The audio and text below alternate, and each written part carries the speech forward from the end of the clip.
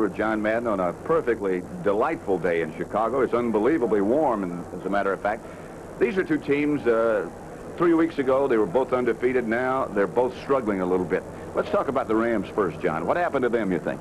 Well, you know, a couple weeks ago in the Monday night game, they had Buffalo, and then they just blew the game at the end. Last week, they just stunk. That's what John Robinson said. He said, we couldn't get anything done. He said, I could feel it in the pregame warm-up, so we couldn't do anything. And he said, today, we just have to get back to being us. And it's going to be a little tough for him because he's going to have to do it without Greg Bell. His starting running back will not play today. But by being us, he means being more aggressive. You know, not putting all the pressure on Jim Everett, but pounding it out with some runs, being more aggressive on defense, rushing the passer, blitzing, doing all those types of things. And, John, you know, they have something of a quarterback controversy here in Chicago. We asked Mike Ditka yesterday, and he said last Tuesday, if you asked me who my quarterback was going to be, I would have said Jim Harbaugh. On Wednesday, I would have said Harbaugh. Thursday, he changed his mind, and he's going to stick with Mike Tomczak. What about the Bears situation? Well, you know, there's a fine line between trying to get your team back and panicking. I think that's what Mike Ditka is trying to stay away from panic. But really, he's been hurt by turnovers. He's been hurt by injuries. And last week, Mike Tomczak didn't play well. So he wasn't going to start him. Then he said, maybe I'm putting too much blame on Tomczak. He said, I am going to start Tomczak this week. But he said, I talked to him, and there's two things that he has to do. He has to be more decisive, and he has to be more aggressive. And then we talked to Mike Tomczak, and he said, I'm going to be more aggressive today. Now, I'm not sure exactly what that means in a quarterback by being aggressive, but we're going to see shortly. And we're going to have the Rams on offense first, as they have put Ron Brown and Robert Del Pino back to return Kevin Butler's kickoff. Brown is 89, Del Pino 39. A wonderful day in the Midwest. Indian summer at its best.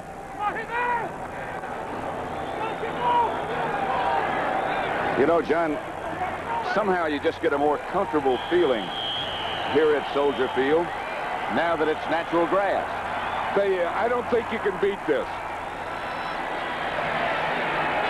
And Ron Brown will stay in the end zone. Jim Everett, who has really developed into one of the elite quarterbacks in the NFL, will quarterback the Rams behind this veteran offensive line. Pankey, Newberry, Doug Smith, Slayton, Slater, and Damone Johnson is the tight end.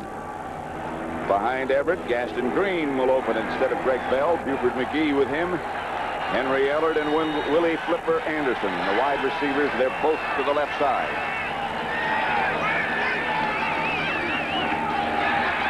Green cuts back to the middle, and they'll be operating against this defense as Mcmichael makes the stop. Armstrong, Mcmichael, Perry in place of Dan Hampton, and Richard Dent returns. Rivera, Singletary, and Roper, the linebackers. And the secondary, Wolford and Jackson on the corners. Marcus Paul instead of Sean Gale. And Dave Duerson. And there is Dan Hampton. And believe me, they missed him. Cleveland Gary is the deep back now for the Rams. Everett, that's going to be pass interference. No doubt about it.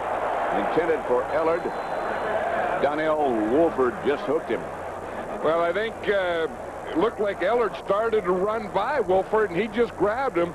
Maybe if he doesn't grab him, that could have been a touchdown. There's a good chance. This is a way not to cover him. Number 21. He's off him. He starts to go inside. He just grabs him right below the 8. Now, that's the guy that Mike Ditka says we have to do two things. Rush Everett, and we have to stop Ellard. I don't think he meant that way. It's a tall order. This guy's having a great year. In fact, if it weren't for Jerry Rice at San Francisco, he might be the best. That's Gaston Green this time. Stopped by Mcmichael and Dent. I think that's the thing John Robinson's going to do. Greg Bell, again, didn't practice this week, and John said if he doesn't practice, then I don't think he can play. So what he's going to do is he's going to use Gaston Green, Cleveland Gary, a rookie, and also Robert Del Pino, who's been a fullback. He's going to play him some at tailback today. Right now, it's Cleveland Gary, one of their two top picks from last year, both of whom went to the University of Miami, Florida. Here's Everett. Out of the pocket and down in the hands of Trace Armstrong.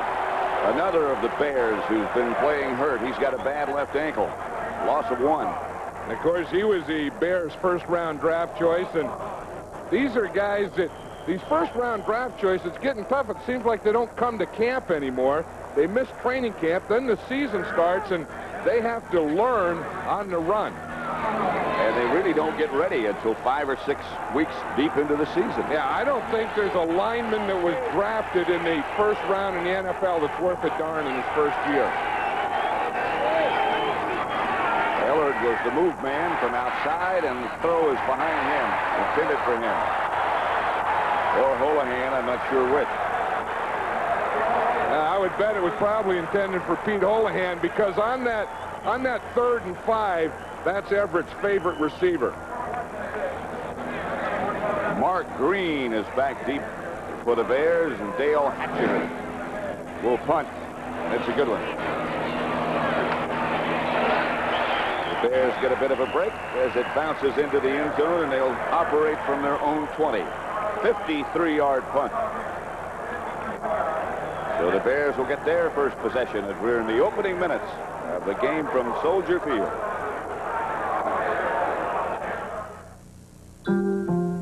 Looking for something phantom, or should I say, Susie?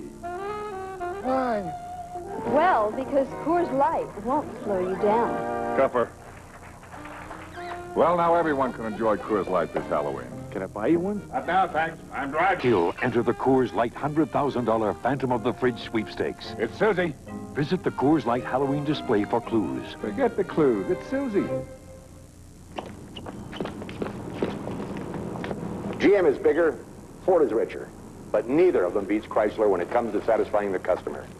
Who says so? You do. For 3 years in a row, Chrysler has the highest customer satisfaction of any American car company. Not GM, not Ford, Chrysler, both for our cars and our dealers. Hey, we wouldn't mind being bigger, and richer wouldn't be bad either. But meanwhile, I guess we'll just have to settle for being better.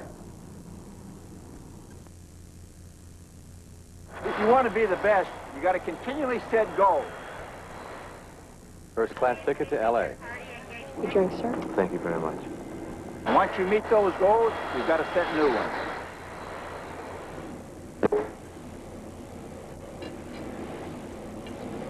Your coffee, ma'am. Thank you. See, if you want to be the best, you can never be satisfied. Reaching goals, setting new ones, that's how you get to be the best. Back at Soldier Field, Pat Summerall with John Madden, Mike Tomczak starting at quarterback for the Chicago Bears. This is the offensive line, a veteran group in front of him. Covert, Bortz, Hilgenberg, Thayer, and Van Horn, with James Thornton starting at tight end. Anderson and Muster, the running backs. McKinnon and Morris open at wide receivers, but that'll change. Gentry and Wendell Davis will also get a lot of work. Thornton is the tight end, lined up left side. From the 20, Bears first possession. Anderson split wide to the left. They might go there.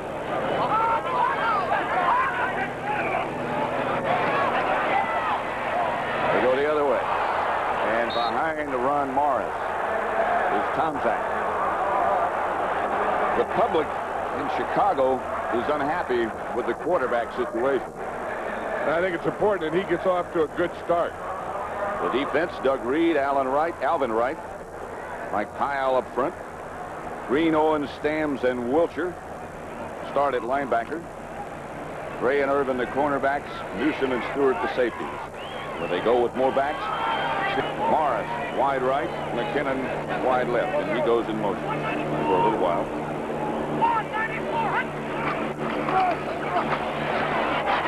Anderson, flag on the play. He got 5, stopped by Stewart. You know, I think one of the big things in this game, Pat, is going to be the Bear offensive line. They really didn't do well last Monday night, and they kind of took that upon themselves, and they said that we lost the game. Illegal use of hands. Defense. 5-yard penalty. Number 99. First down.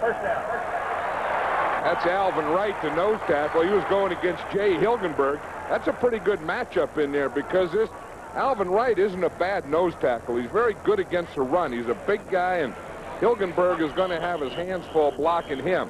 Although he did well on that last play. In fact, Hilgenberg took him to the right, and they ran right off his block.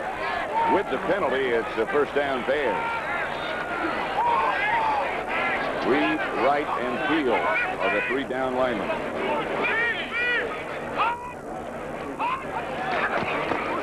Anderson in the backfield by Doug Reed. A loss of 3 yards. He never got anything going. Well, that's the thing. I think that, you know, when we were talking about Mike Ditka and what he wants to do, he wants Tomczak to be more aggressive, but I think the way to help him is get a running game going and not put all the pressure on Tomczak. You see, for years, the Bears were a great defensive team, and the whole offense didn't have much pressure on it. Now the defense is hurting, and that's putting more pressure on this offensive team. 2nd and 13. Bears operating from their own 27. Now the Rams would go with just 2 down linemen.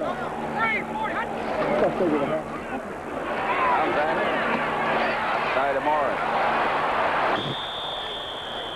Got away momentarily. Jerry Gray finally brought him down. The 6 defensive backs that the Rams use, as most teams do nowadays. Irvin and Gray stay. Newsom and Stewart stay. And then they put 2 more defensive backs in, Hicks and Washington, and they'll stay right now. 3rd and 11.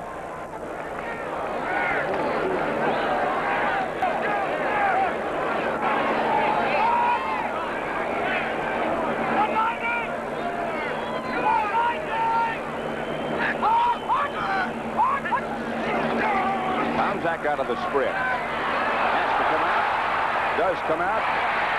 And finds his receiver, Wendell Davis. First down, Bears, a gain of 13.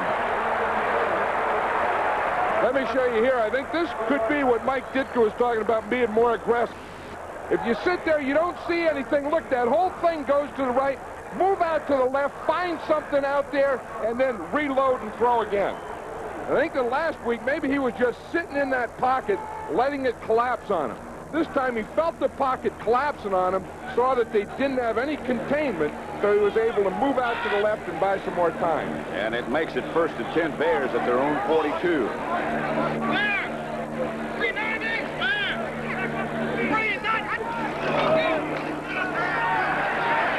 To Muster. Ran over 1 Ram. Johnny Gray, Frank Stam, Jerry Gray. Stams knocked him out of bounds. That's Brad Muster. Remember, he was a #1 draft choice out of Stanford a couple of years ago, and he's not really a fullback like you think of it. You know, the big blocker ramming it in there. But the thing that he is a very good pass receiver. Mike Ditka says one of the things we want to do is getting back to having Muster do the things that he does best, and that was one of them. And the other, he said, is run trap plays. But as you said, he's not the stereotype fullback. That's Anderson. Flag on the play. Stams made the stop. I think the Bears might have been moving. You know, I think it's interesting, as you said earlier, that both of these teams have lost their last 5 games. I mean, combined, the Rams losing their last 2, the Bears losing their last 3. And really on this football field now, there's not a heck of a lot of confidence. And I think now this sparring thing is trying to get it.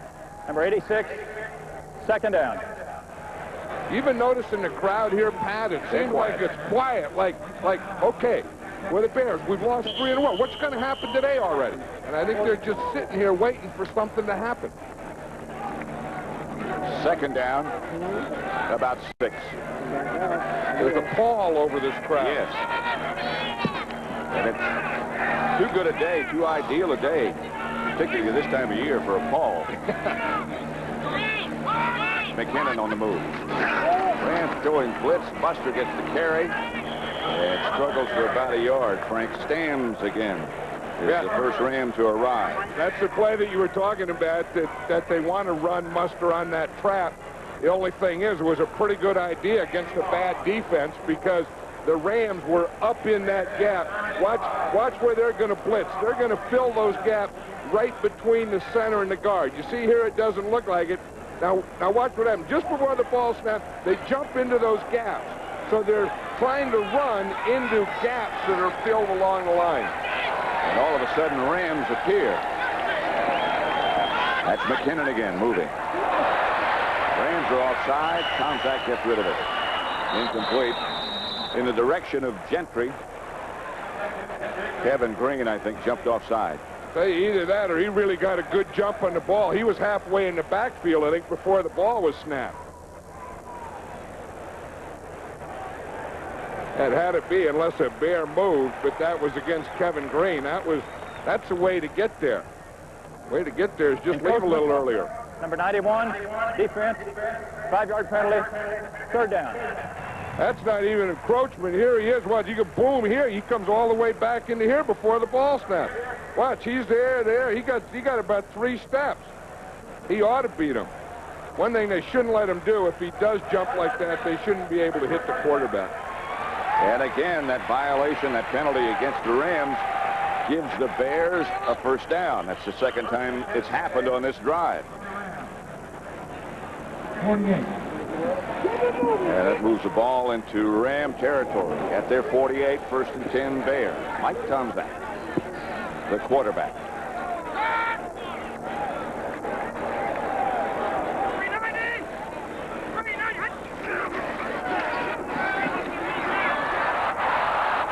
Pump fake, and he pumped one too many times, and the ball popped loose. Van Horn made the recovery. Kevin Green is the man who made the hit on Thompson. Enough protection here to get back and throw. You see, he had the time there to throw, but he didn't have the time to bring it down and sit and wait. That's the thing. I think he could have thrown. Now, if you can't throw it, then boom, you better get going somewhere because that thing can't stay like that forever. 2nd and 17. That's the situation now as the Bears go with their wide receiver package. Morris wide right, McKinnon wide left. Here comes the blitz after Tomczak again. Mustard bounces it. Tried to make the recovery and didn't. I'll tell you one, and that's what the Rams are going to do all day now. They figured it out that they got to put pressure on this guy. They got to come after Tomczak because he starts to get a little skittish. And I think once you know that, you're going to keep getting a heavy dose of blitzing until you put it out by getting some big plays against it. 3rd and 17, and you're so right. Once they get a little feel that they can get to you and rattle you, they're going to be after you. I think that's every defensive coordinator's #1 rule. If the blitz gets them, keep it coming until they stop it. No flags. Tomczak's pass is incomplete, intended for Wendell Davis. Broken up by Jerry Gray. And the Bears will have to punt down. Mike Ditka's probably going to have something to say about Tomczak when he comes off here. And if he does, I think it's going to be on that one that he pumped and held the ball too long in the pocket. You can't protect that long. Clifford Hicks back deep for the Rams. Maury Buford will punt it for the Bears. A little bit of a left to right breeze as Buford will look at it. Got it away. Hicks at his own 11. Wisely ducked his head just short of the 20. Thomas Sanders down quickly. 7:54 left to play in the 1st quarter. The Rams nothing, and the Chicago Bears nothing.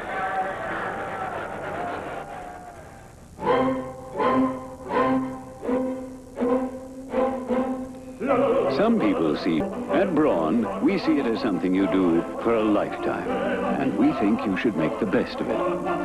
The Braun shaver, with its 3 shaving positions, designed for those who choose to make a virtue out of necessity. Braun, the world's #1 selling foil shaver. It was a luxury car engineered for safety. When introduced, the 1934 Chrysler Airflow was pushed off a cliff. somersaulted, and drove away. The engineering still comes first in the all-new Chrysler Fifth Avenue. Luxury with standard driver airbag, Ultra Drive, the world's most advanced transmission, and Crystal Key, a better warranty than Mercedes. Chrysler Fifth Avenue. There is no luxury without engineering. Delta Airlines flight attendant Irene Lockwoody loves to fly. Are you still here? My son was supposed to meet me. Well, I'll wait with you. That kid is always late. What she loves most are the people she meets. He must have got caught in the rain. He was even born late. Joey! Ma! Irene is what Delta's all about. Irene. Yes? Are you married? Yep. 2 kids. Late again, Joey. You love to fly and it shows. On the shores of Lake Michigan, Soldier Field in Chicago. The Windy City. There's Jim Covert.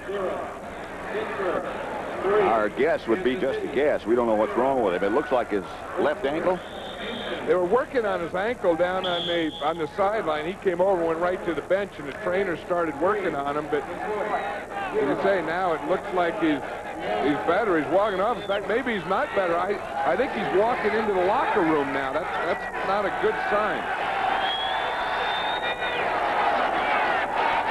Gaston Green is the ball carrier. Rivera on the tackle. There goes Covert.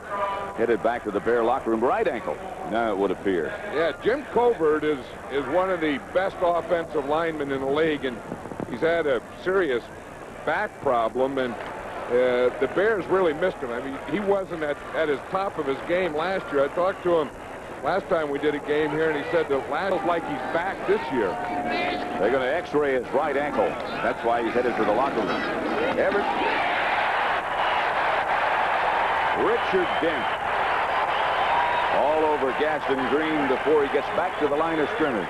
There is the guy that the Bears really missed. You know, we talked about Dan Hampton, and he's out, but Richard Dent is a big part of this Bear defense. When you need pass pressure, or you need pressure, or you need a big play, Richard Dent is the guy that can give it to you.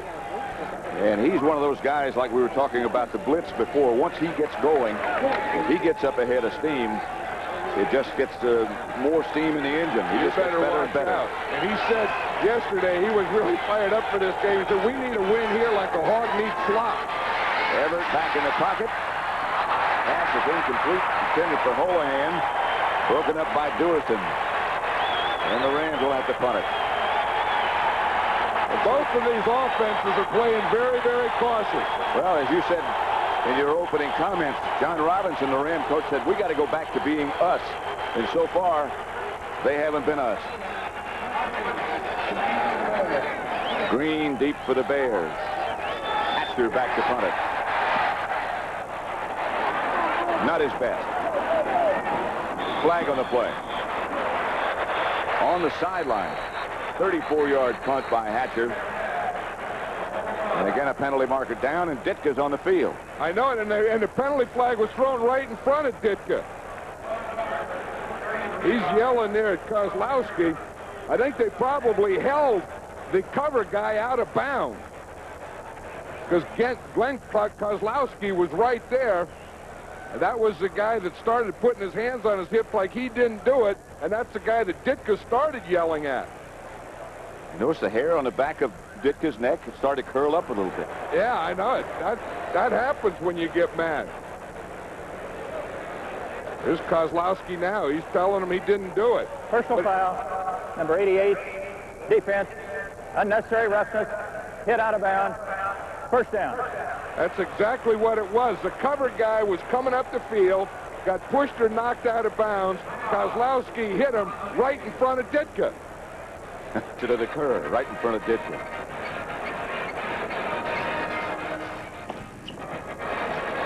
.6:22 remaining first quarter at Soldier Field. 0-0.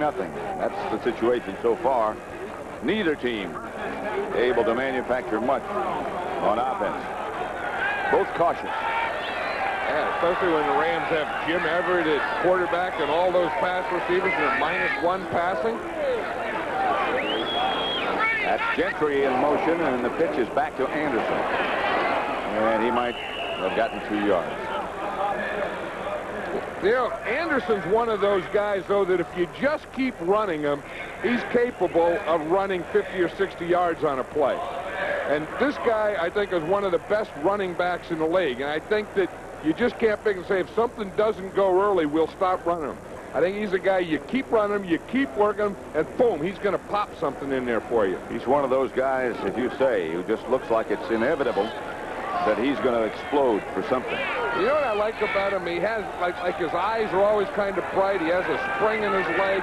He really enjoys playing the game. Second down. Tomczak. Pass intended for Mustard, batted away by Michael Stewart. Good coverage.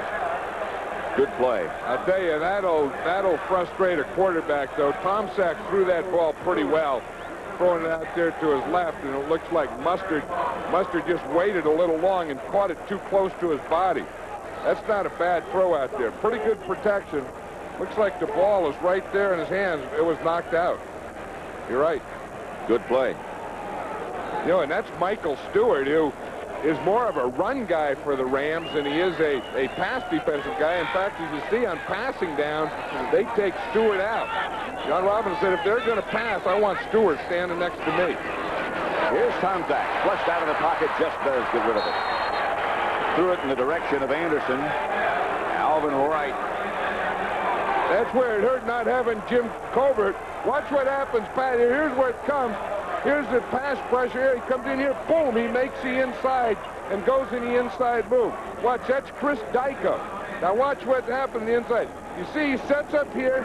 Now watch there, right there. You see the spin? Hit in. Now when he ends up his spin, he's right in the quarterback's face.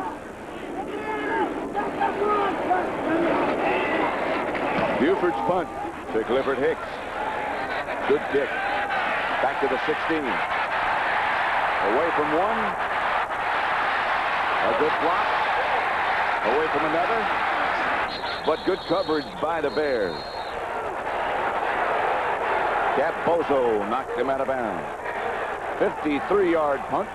After all that, only a 5-yard return, so they net 48 yards out of that. Nothing, first quarter, 5:16 left.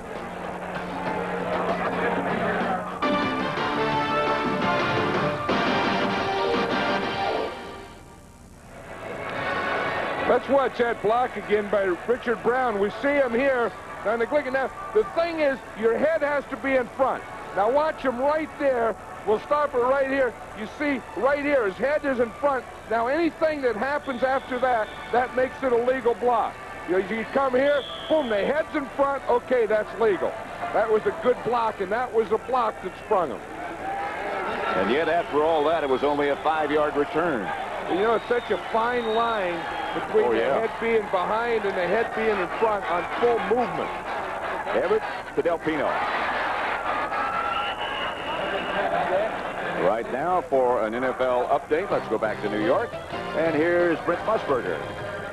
Well, Pat, a surprise in the Detroit-Green Bay game. The Packers kicked an early field goal, and then Rodney Peete with this touchdown pass has the Lions ahead of the Packers 7-3. But, Pat, it is still very early. Back to you.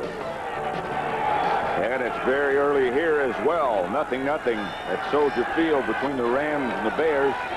Cleveland Gary again as the deep back. And the handoff is to him. And that very familiar counter play that no matter what ballpark you go to, you see, originated, I think, by the Redskins, but it stopped for nothing. Now watch this. See, you got to stop the penetration on this side. Now, they get the containment. Now, when Cleveland Gary starts to cut back in, he has the penetration by Mcmichael, Singletary underneath, and then the refrigerator bringing his load in later. Again, Greg Bell is not playing, and one of the things that John Robinson said he worried about with the replacements is, I'm afraid of fumble. Bell doesn't fumble. Incomplete. Intended for Holohan. Well, I think you know on any third and short, anything that's third and less than 5, the Rams' favorite receiver is Pete Holohan. Well, the Bears know that, too. Dave Duerson knew that, and he was right on Holohan. So the Rams will have to punt it. Hatcher back to punt. And Green back deep for the Bears. Bearcats it. Makes it. 4-5 was the hang time, which is not bad, but not great. There is Dan Hampton, that big broadback, and next to him is Sean Gale, the safety man, not playing today. It's a pretty good story right here. Well, you know, Dan Hampton adds so much. It's not only the body, but it's the spirit. And you can see when he was there, they were 4-0. Look at that. 15 points allowed and averaged 34 without him. And it seemed like when Hampton went out, everything came out of this defense. It's just not as frightening as it was. Well, I'll tell you, though, getting Richard Dent back helps it. That Sure gets does. a little healthy. No gain by Anderson. Stopped by Giroux. I was talking to Hampton before the game. You know, he's had 9 knee operations. And I asked him, how was the knee? And he said, well, it's better than the good one. Yeah, that's the thing. And, you know, there was talk. He thought after this last one that he might be retiring and never play again. And then I guess that he talked to Mike Ditka this week and said, you know, if we are in this thing at the end, I may be back at the end of this season. You just wonder, after 9 knee operations, what it's going to be like to get around at 50. Tomczak gets away. Can't get the ball to Morris. But again, the Ram pressure forced him out of the pocket and made him throw. There's nothing he can do about that. Well, he got to the outside. He was aggressive on his movement and bad on his throw. I think that was the thing. The offensive line of the Bears really isn't back yet. And I think that losing Jim Covert really hurt him. They put in Chris Dyko. And then Dyko got beaten right off the bat. Now they got John Wojciechowski in there. So they're trying to, again, get the offensive line back, and they lost Covert, their best. Davis and Gentry are wide left. Now Gentry goes in motion. Tomczak incomplete. In the direction of Gentry. Jerry Gray was the Ram cover man, and the Bears again will have to punt. Well, this isn't the type of game that Tomczak was thinking of having.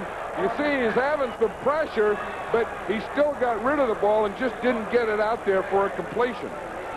That was Wiltshire who supplied the pressure. Buford back to punt it.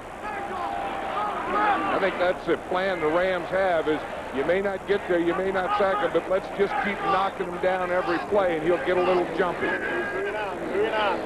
So far, it's working. For both sides. Yeah. Buford's kick chases Hicks all the way back to the 11, 15-yard line, maybe. He gets it back to about the 28. Sanders knocked him out of bounds. 48-yard punt by Buford. 15-yard return. Tampa Bay and Cincinnati tied. Bengals struggling just a bit. Houston leading Cleveland. Steelers over the Chiefs. Buffalo ahead of Miami. Colts over the Patriots. And the Saints were on a little bit of a surge. And Phoenix leads Dallas 6-0. Everett back to throw it.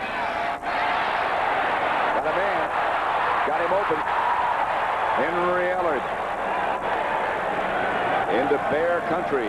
Back to the Bear 26-yard line. Stopped by Donnell Wolford. I was just thinking that when I saw Everett come in after he was talking to the coach on the sideline, that they're going to take a shot here on first down. And Ellard runs an out and up. Now he ran there, he faked the out, and now he couldn't get to the outside, so he just made a good adjustment. He just took it up the inside of Wolford. A lot of speculation during the week about Ellard being covered by his high school, grammar school teammate, Vesty Jackson. Ditka said we're not going to let that happen. That's Gaston Green. Yeah, they're putting the rookie Wolford on him, but I think what they want to do is put Donnell Wolford on him, plus give him help.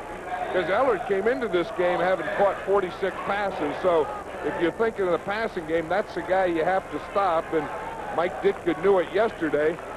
Wolford knows it today, and he was beaten by that out and up. Although, as I said, Ellard made a heck of an adjustment by running the out and then coming back inside.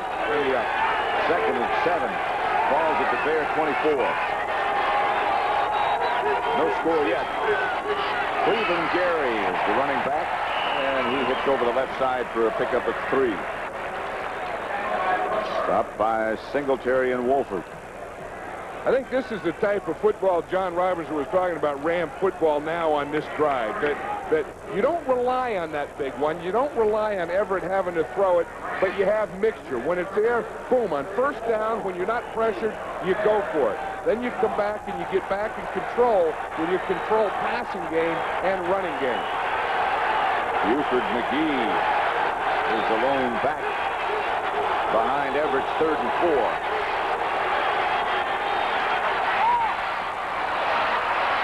Flag on the play as he hits Henry Ellard, and he would have had enough for a first down. Wolford again made the stop, a gain of 10, but we'll wait on the penalty. This Henry Ellard keeps going like this, he's going to catch over 100 passes this year. Against the Rams, Howard Rowe is the referee. A pick. Pass interference, number 84, offense. 10-yard penalty, 3rd down. Ball against Aaron Cox. Yeah, Aaron Cox was in here. Aaron Cox is a guy that comes in for 3 wide receivers. And we'll see it here. He's the guy in motion, and they come up right here is what they're calling. Now, that is a form of a pick, but I don't know that he could have gotten away from that. I don't know about that one. I mean, I see what they called it. They ran in there, and they got a 3-man jam in there. They called it on Aaron Cox. Ellard was the man in motion. Everett. The pass is intercepted by the Bears, by Marcus Paul.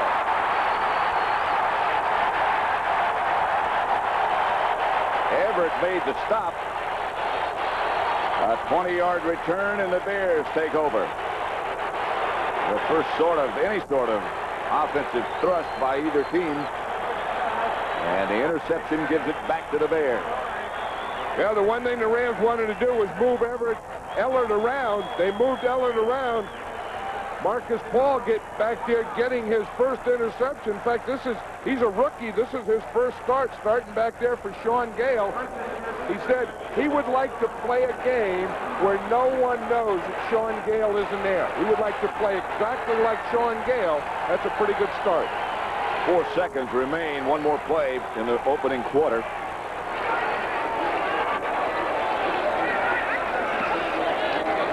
Tomczak back to throw it. Has the ball slip out of his hand, or else someone hit his arm as he let it go. That's the end of the first quarter with the score. The Rams nothing, and the Chicago Bears nothing.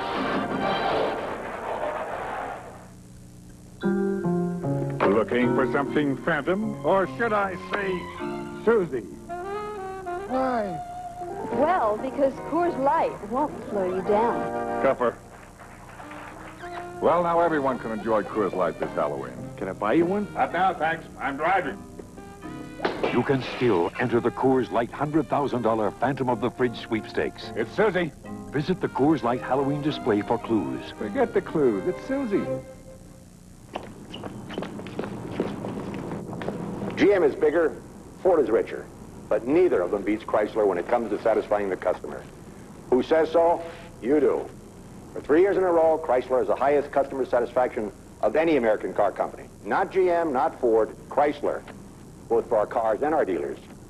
Hey, we wouldn't mind being bigger, and richer wouldn't be bad either. But meanwhile, I guess we'll just have to settle for being better.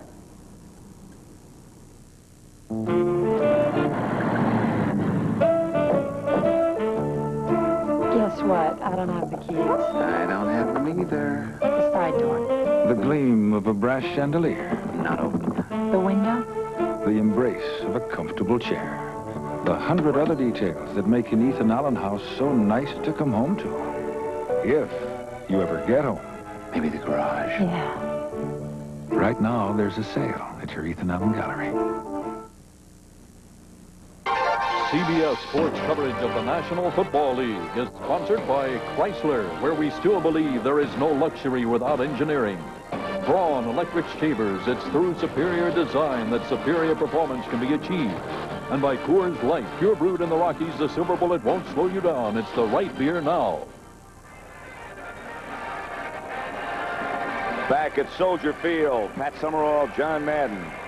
0-0 between the Rams and the Bears. Two teams who started off like juggernauts and now have lost 3 in the Bears' case and 2 in the Rams' case. You know, the guy that made a good play on this interception is Dave Duerson. Watch him here, 22. He comes flying in here. He's the one that hits a ball, knocks it up out of Ellard, through Ellard, and then, of course, Marcus Paul comes up with the interception. They had pretty good coverage there on Ellard. They had him doubled. Well, they had that in mind. Here's Jim Covert coming back now. Went to the locker room, had his ankle x-rayed, and he's walking better than when he left. Still waiting for word from the Bears as to the extent of the injury, but right now it looks like he could play. Yeah, I don't know. You usually tell if the guy's carrying or wearing his hat. That's the way I always tell. You see, he wasn't wearing his hat. He wasn't even carrying it. Some guy in front of him was carrying his hat. They're still checking with him down on the Bear bench. First down, Chicago. Second down, Chicago. 2nd and 10. Tomczak to Anderson. Had it and lost it. Hey, Tomczak's not having the type of day that he wanted. I think he's 0 for 8. His last 8. Yeah, right. His last 8. He's 0 for 8. He's trying everything. He's trying outside, inside, putting Neil Anderson out as a wide receiver, throwing to him. I don't know why Neil Anderson didn't catch that one, though. It was a little behind him, but he made a good adjustment, then just dropped the ball. But when you get 0 for 8, I'll guarantee you the next emotion you have is one to start to press. He's the one who will be standing next to Ditcher if that continues. Well, you know, again, at what point, that's tough for a coach. At what point do you make that decision? That's true. Flag on the play as Tomczak throws. The creek this time to McKinnon. That'll be enough for a first down. But we'll check the marker. Newman made the tackle.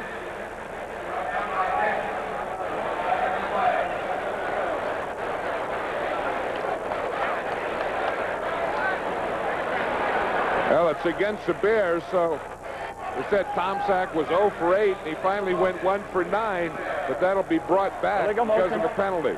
78, offense, 3rd down. Violation called against Keith Van Horn. Guy you don't hear much about until he does something like that. Yeah, that's the way it is with all these offensive linemen. You know, you see Jim Covert is trying to get something going there. I think the thing that he's trying is okay, but the fact that there's no shoe on that foot doesn't look too good. That doesn't look like he's going to be back anytime soon, does it?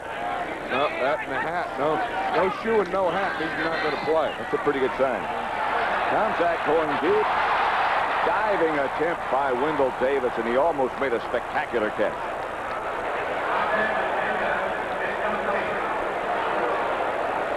This is the thing that's tough. You know, Tomczak isn't that far off. It's not like he's throwing balloon balls or floaters or something. I mean, that is just inches. That could have been a great catch.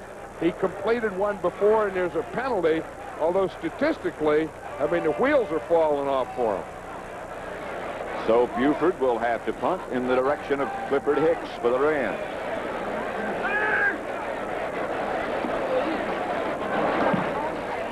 Good kick. At the 35. Hanging 4-5, which is certainly adequate. Mike Ditka says this is the best line coach in professional football. Dick Stanfeld, who's been with him a long time and was a great player as well. It is on your side.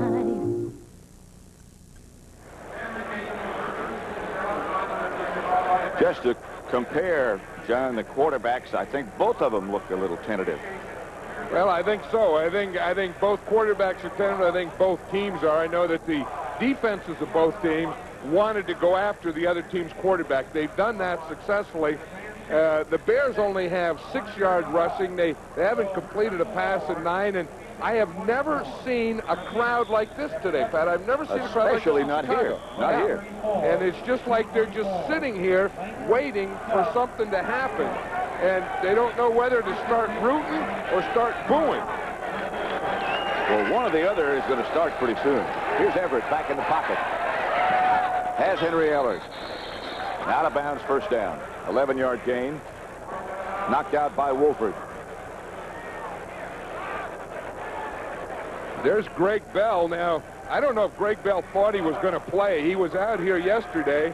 He came out early. He was in the pregame warm-up, but John Robinson said he's just not the kind of guy that can play well if he doesn't practice during the week.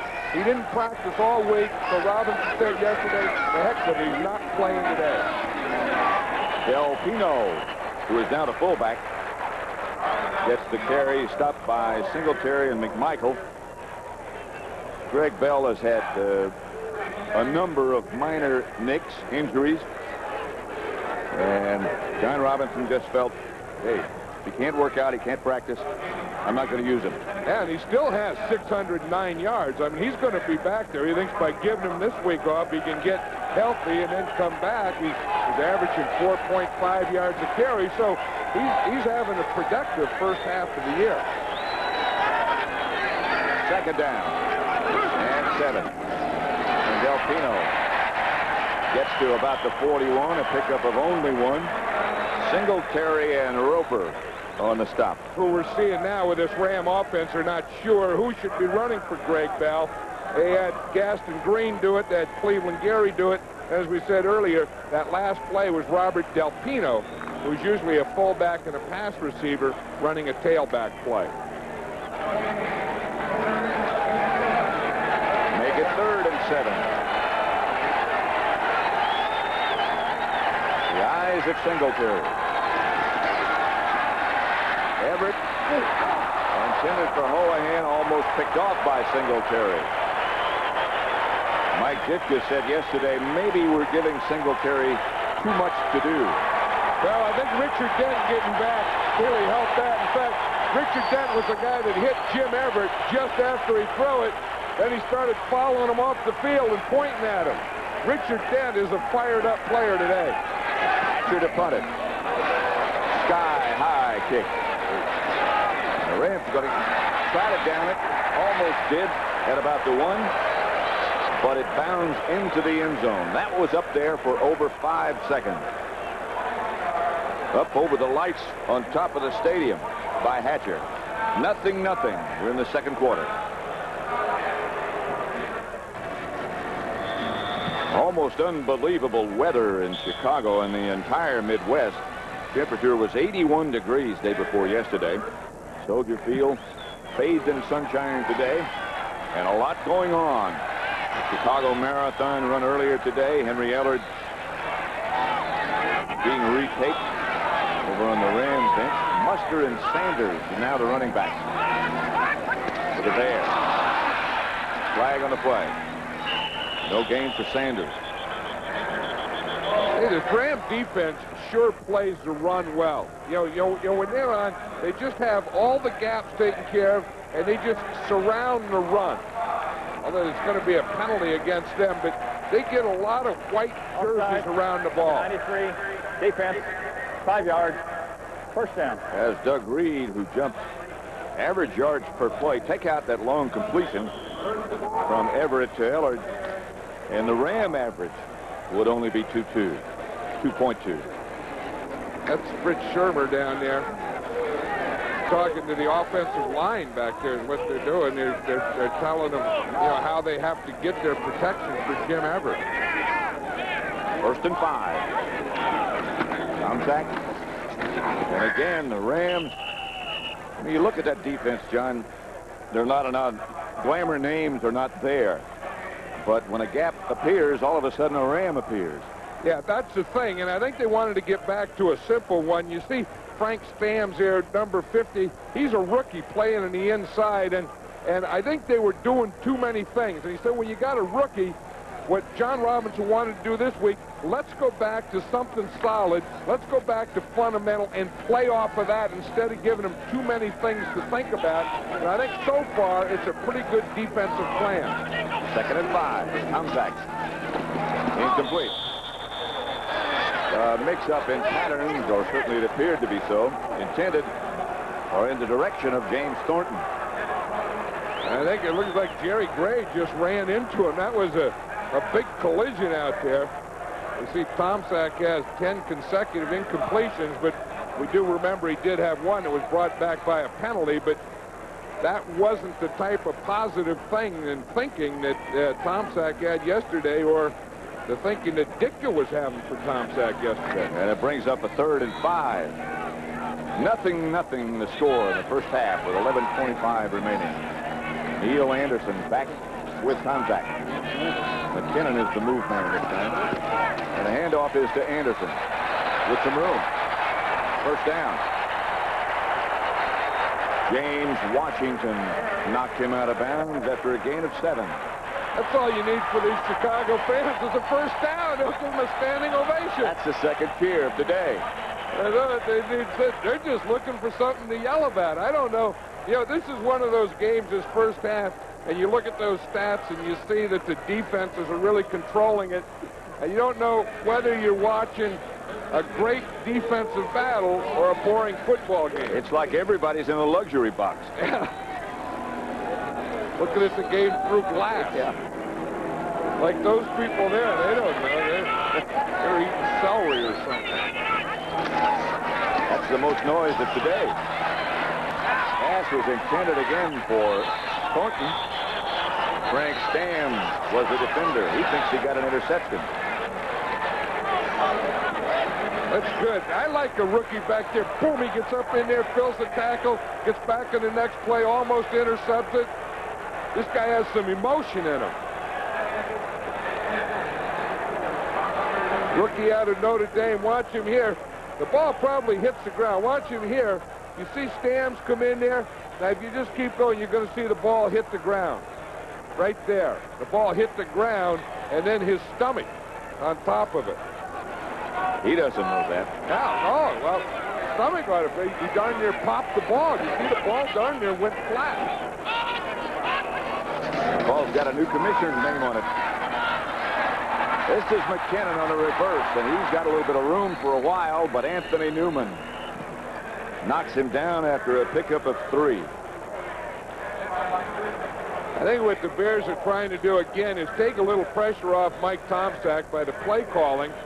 2nd and long, not going for the pass, going for a run, trying to get a 3rd and short so that they don't get the heavy rush on 3rd down, the passing down. Well, they're going to get it here because it's 3rd and 7. The Rams do it with linebackers, basically.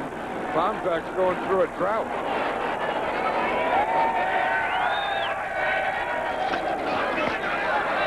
Here comes the heat. Tomczak beats it. Flag on the play. Jerry Gray is pointing at the Bear receiver saying, he pushed me. The receiver was Morris. He did push me. I'll tell you, this guy can't buy a break, either Mike Ditka or his quarterback, Mike Tomczak. Pass interference. Offense. Number 84. 10-yard penalty. 3rd down. That's the second time that they've got a completion, and the penalty brought it back. Now, that had to be the thing that they called when they made contact there and pushed. That's a very touchy call. I mean, I think that that's one that didn't have to be called on either side. All that happened is 2 guys ran into each other. Heck, it's football.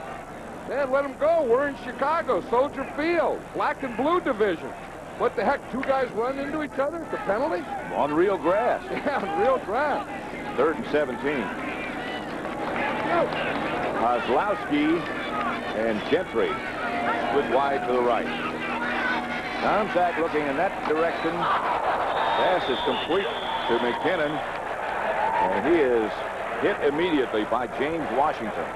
Washington is one of the extra defensive backs that come in on third down. He was reading that thing all the way, and he really laid a hit. What happened, John, the first 3 weeks of the season this year? Everybody was saying, look how many points are being scored. Look how exciting the game is. What happened to all the points? I think they finally the defenses started getting to them. That's exactly what happened. Earlier, they were going all out on defense. They were completing big plays. Then the defenses have gotten more solid. This is Henry Ellard back deep for the Rams. Good kick by Buford. Ellard retreat. Got away from one and got it back to about the 27. Jerry Fontenot down to make the hit. And there might be some more hits. Might be some action. That's probably why they were taping Henry Ellard up there so he could return the punts, and look who's warming up now. Jim Harbaugh. Two teams in hot pursuit of the national championship. 4th-ranked Nebraska, 3rd-ranked Colorado. The Big 8 Battle of the Year next Saturday on CBS Sports. Back on the shores of Lake Michigan at Soldier Field. The Bears nothing, the Rams nothing. The Bears have been penalized more yards than they've made. That's why it's 0-0. Now the things that have helped the Bears and kept the score 0-0 is a turnover, an interception, and the punting of Morris Buford. Everett back. And that's Greg Bell, who John Robinson said he would not use today. Well, he said he wasn't going to yesterday and didn't start him. And then, you know, sometimes a player could be on the sideline and talk you into things you didn't mean to do. Feel great, coach, come on. The score's 0-0. He's not getting anything going. Someone said, come on, put Bell in there. Maybe he'll get some life into us. Maybe he'll get something going. Maybe he got better overnight. Bell back with McGee. That happens. A lot of guys get better on Sunday. That's Bell. He looked certainly healthy on that run, didn't he? I would believe he got better.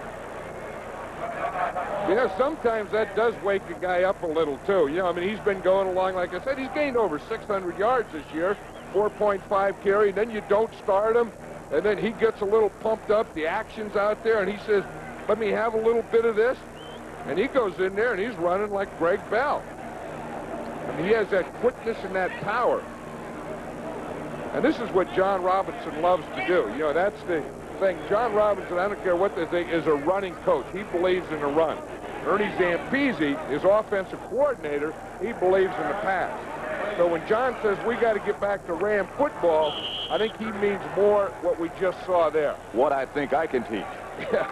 Which is running. And you see what it was from? It was from the I formation. And that's left over from his days at USC, that stuff.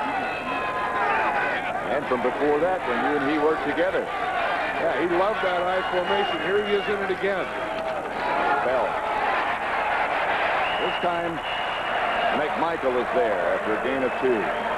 He's a very interesting guy, Steve Mcmichael. Yeah, he was talking about how much he missed Dan Hampton. He played all those years side by side with Hampton, and he said just not having him there really makes a difference. He said we used to call some things, and now I have to call them, and you have more responsibility, more double teams, and you can see it here. You know, they start off on a double, he breaks it, comes back, and makes a play. 2nd down and 8. Everett on a semi-rollout gets it out to Buford McGee, and McGee gets into Bear territory to their 45 before he's knocked out of bounds by Rivera.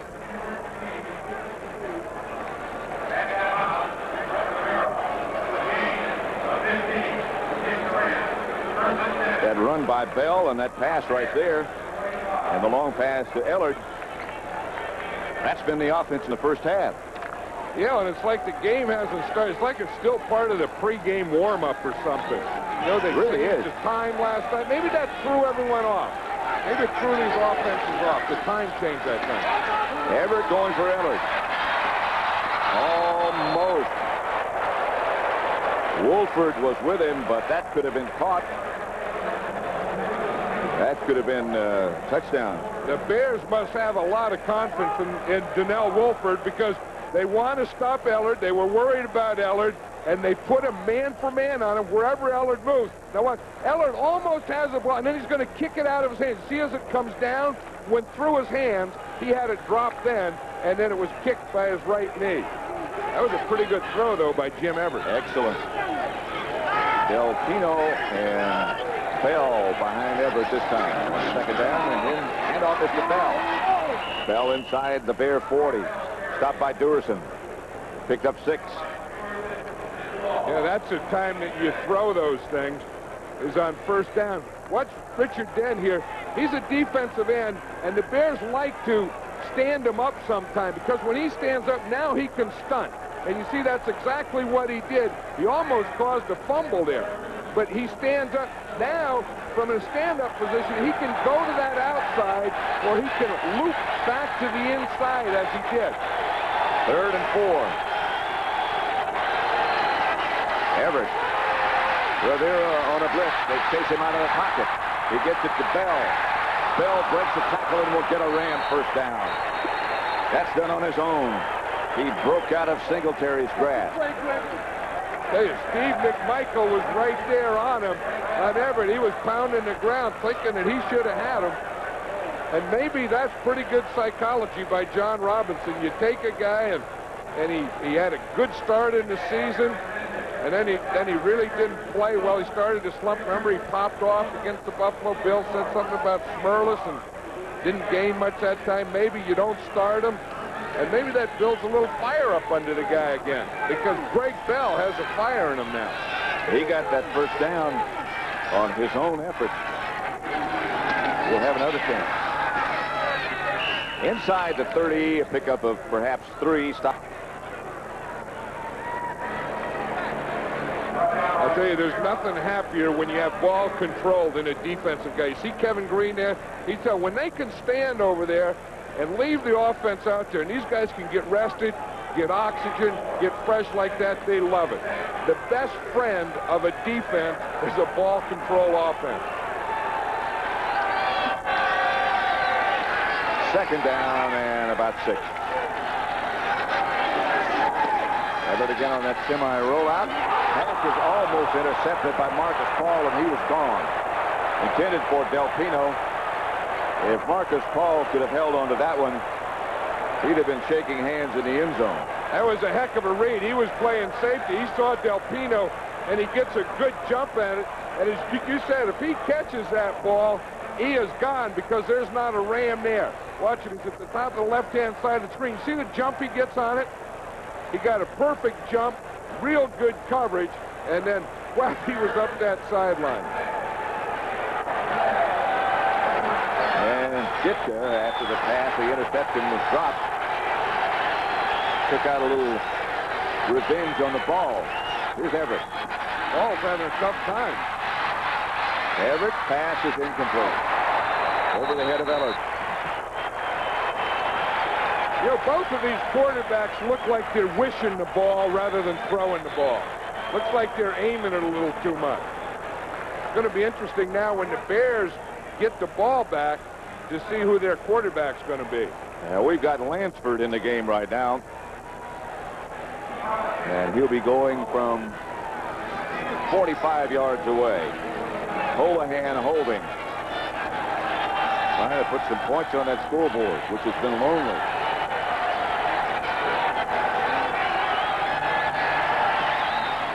Far enough and good enough.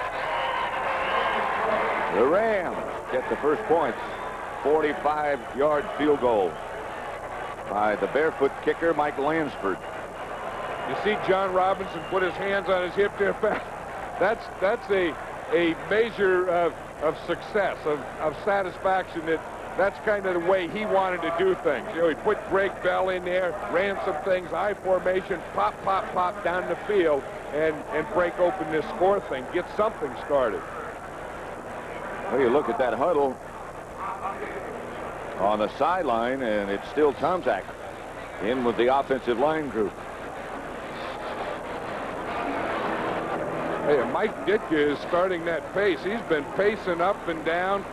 I think Harbaugh's going in. I think you're right. He's right there between Dickey and the guy on the right is Greg Landry, the offensive coordinator. And a pretty good indicator that the quarterback's going in is when he buckles the chin strap. Or when the head coach talks to you.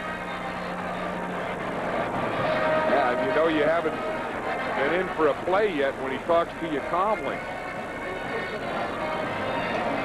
I think this was a decision that Mike Ditka really struggled with all week because, as you said earlier, if you had to make the decision Tuesday, it would have been Harbaugh. Wednesday would have been Harbaugh. Then Thursday, he decided to stay with Tomczak. And now I think he's just made the decision that he had made on Tuesday. Well, I think he fooled a lot of people. I know. I've been here most of the week. He fooled, I think, every writer and every television reporter here in Chicago when he went back to Tomczak, because everyone assumed after the game in Cleveland last Monday night that it would be Harbaugh. You know what could have helped him, though, is Harbaugh did start last year against the Rams and didn't do too well in that game, so you thought maybe that's not much better than what I got already. This is Gentry, who seems to make things happen, and is doing so right now on that return. Boy, what a good run. And it is Harbaugh. I'll tell you, I think if there's an MVP of the Bears so far this year in half the season, it has to be Dennis Gentry. Every time I see him, this guy is making a play, either as a kick returner or as a wide receiver. This is a wild, tough guy. This guy's a winner. So it's a first down Bears after that return by Gentry. Musters the lone setback as they take over at their own 43.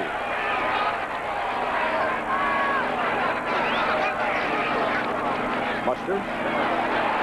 A trap with a lunge for 8 yards. Stopped by Giroux. Yeah, that's the type of run that Muster can run. You know that thing where you just straight ahead, boom, you quick trap it and get right up the middle. And I always say the best friend of a quarterback is a good running game. Yeah, they can talk about their passes, they pass here, their pass this, pass percentage, hit bombs, and all that stuff. But if they don't have a running game, that doubles the toughness of their job. Brings up 2nd and 2. Rams leading 3-0. 5:11 left in the first half. Anderson. First down. Stopped by Richard Brown. Gain of 4 by Anderson. Good block by Tom Thayer, right guard. Boom, he pulls out, gets the kick out, and he can just break off inside him. Get that first down. You know, sometimes just a change of a guy gives you a little lift. You saw what happened when the Rams brought in Greg Bell. Now you see what happened when the Bears bring in Harbaugh. It's just a different person, a different voice in the huddle. He hasn't thrown a pass yet, but the running game got a little lift.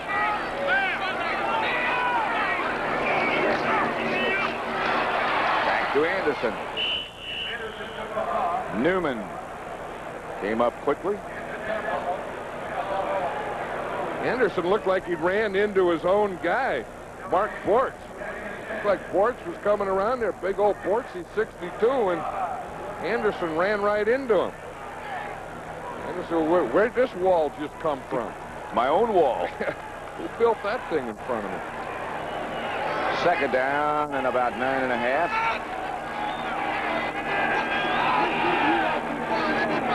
Harbaugh will just very likely throw his first pass.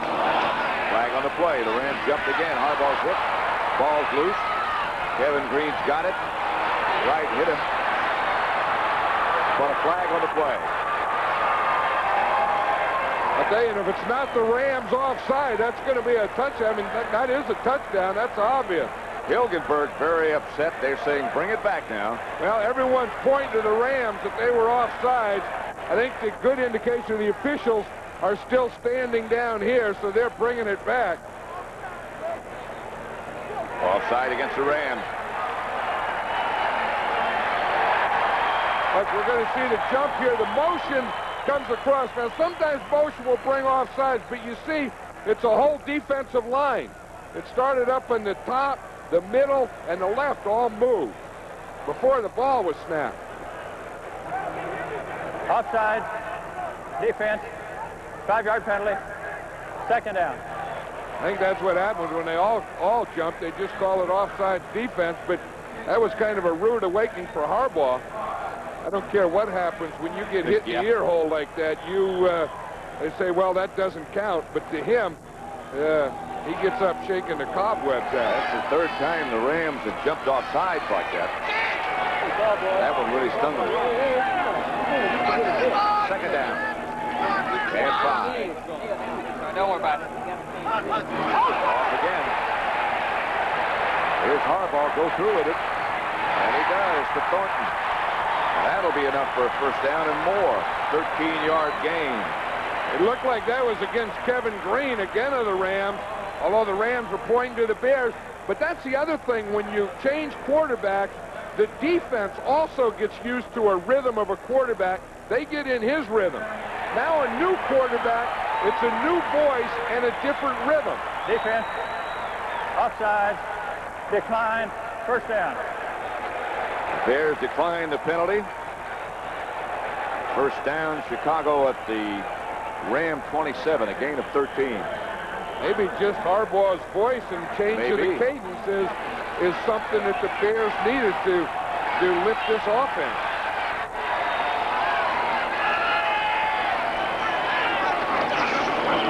Harbaugh gives to Anderson. Anderson slid inside the 25, a pickup of 4, stopped by Giroux. Again, that's that same play that they ran earlier where Tom Thayer pulls, makes a good block, kicks out, and Anderson runs right off it. Giroux made the tackle, shaken a bit, and he departs. Yeah, Bozo's all right. We saw him walking off the field. He got injured yesterday in practice. Giroux is just coming off a knee injury. Said it was really a tough one. Didn't even know if he would get back this year, and has had an amazing recovery. Second and 6. Tomczak is going to take off with it and slides inside the 20. I'm sorry, it's Harbaugh, not Tomczak. A gain of 5. I think this is the thing that Mike Ditka wanted a little more of Tomczak. You know, this was Jim McMahon football here. You look, there's nothing open, boom, you move. Secondly, you find a lane, you just take it upfield, get what you can, and go into your slide. I think that's exactly what he wanted. I think when he was talking about aggressiveness, he would never admit it. He would never say, hey, play a little more like McMahon played. You don't use those words here anymore. He'd never say that, no. 2-minute warning as Harbaugh comes to the sideline to converse with his coach. 2 to go.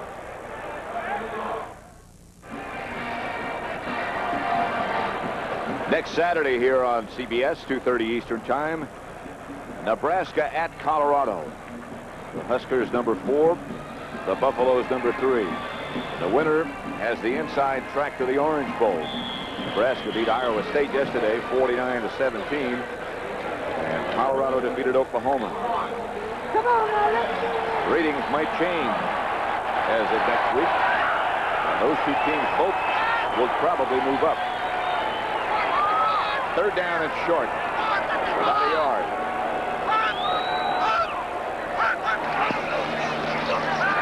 Harbaugh. Get that deal. For Anderson. Incomplete. Almost was there. Mel Owen. Did you hear that, Pat? You could hear one of the offensive linemen as the ball's in the air. They block, and then they yell, get that, Neil. They did. That was great coverage by Mel Owens. You know, you always look for that, trying to get the back on the linebacker. Mel Owens had very good coverage there. That's Mark Giroux. And at least it's not his knee. 35-yard field goal attempt coming up by Kevin Butler with Tomczak holding. Butler's line drive is good. That is 17 consecutive field goals, although he has not been very active this year. That's only his 7th this year. And the score is tied at 3 with 1:51 left in the first half.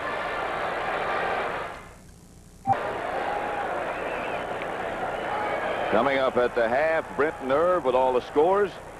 maybe some highlights of that, whatever that is. Latest information.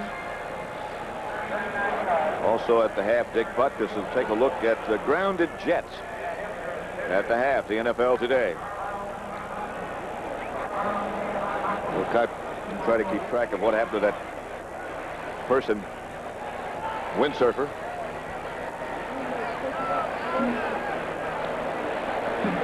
Eight plays. The windsurfer's okay. You know, he doesn't even care about this game. No. These guys, they probably don't even know there's a game. Anyone that goes out there and windsurfs on a Sunday when there's a game, you got to check the guy out. Especially when they had the marathon here, too, earlier. Yeah. I think you check out guys that run in marathons anyway. Ron Brown was on the kickoff returns. 20 yards, he brought it back. And Jim Everett will check back in as the quarterback for the Rams. 3-3.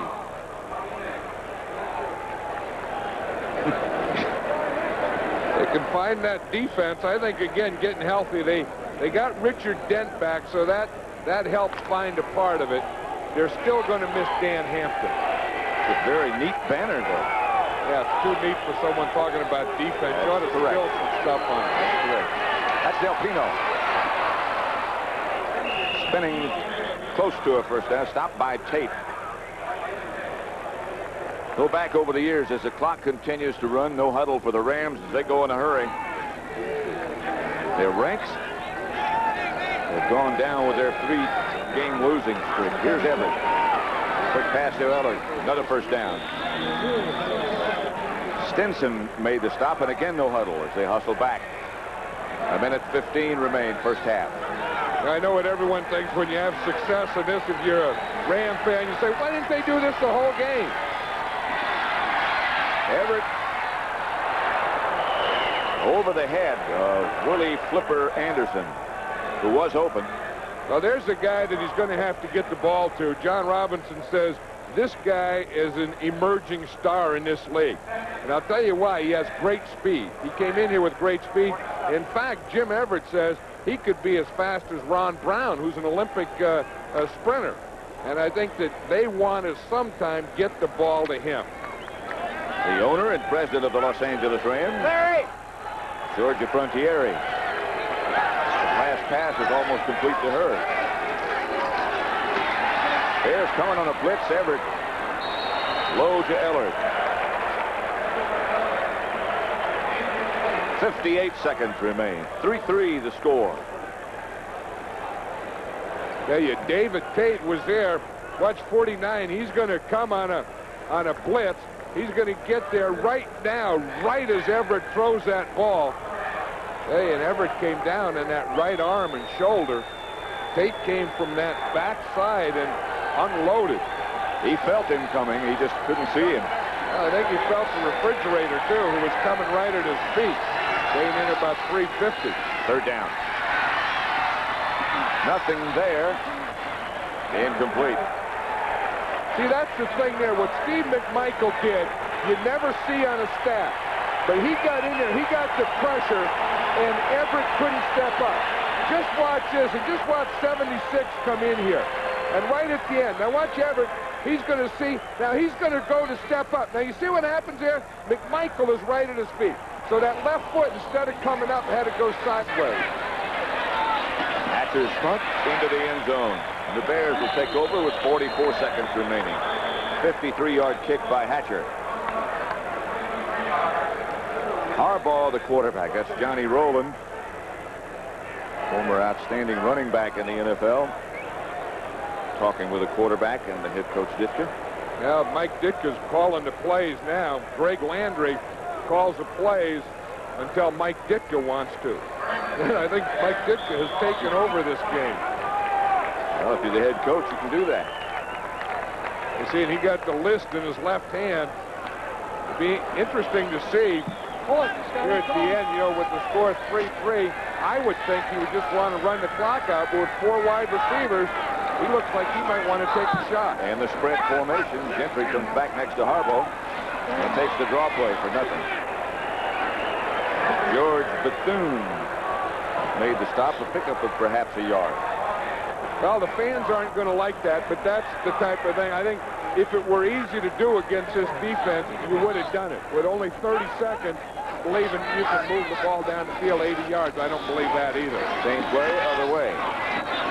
Anderson runs it out of bounds with 18 seconds left. I don't think he wanted him to run out of bounds. I think he's just trying to run the clock out and go on in.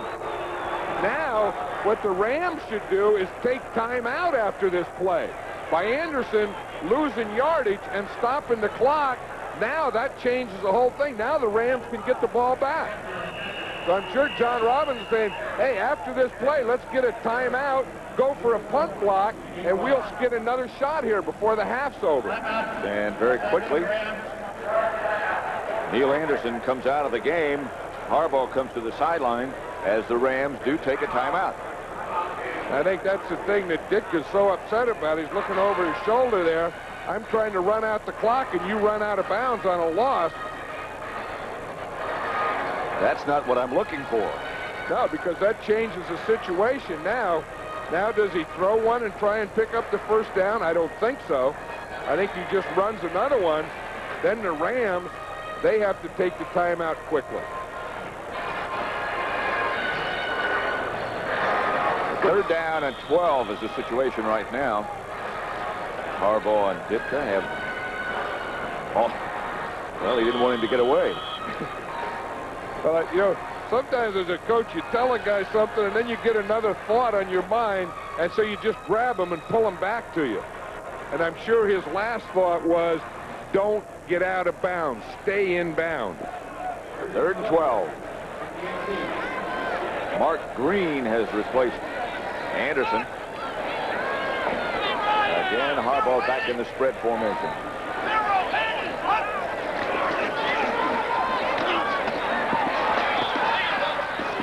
Morris was the receiver, and the Rams take a quick timeout. 9-yard pickup, not enough for a first down. They'll have to punt, and the Rams will at least get one shot. Well, and the shot that they would take would probably be a punt block.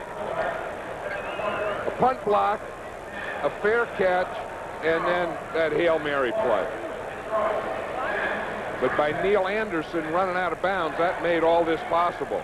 This might be a good time to have your punter just run around back there for a while. Well, that's probably what they're talking about. Mike Ditka, Steve Kaiser, who is the special teams guy, is the short guy there with the visor. You can just see the top of the head. He's talking. Mike Ditka's listening. They all look like there was a little laugh there at the end.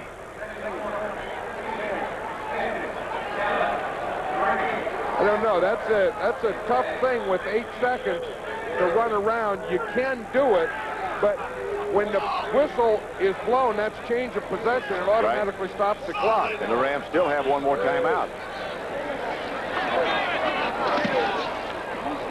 Line drive kickoff is going to be handled by Henry Ellard. And he's going to be down at the 35-yard line, and that is the end of the first half. 50-yard punt. They hit 38. That's the end of the first half with the score of the Bears 3 and the Los Angeles Rams 3.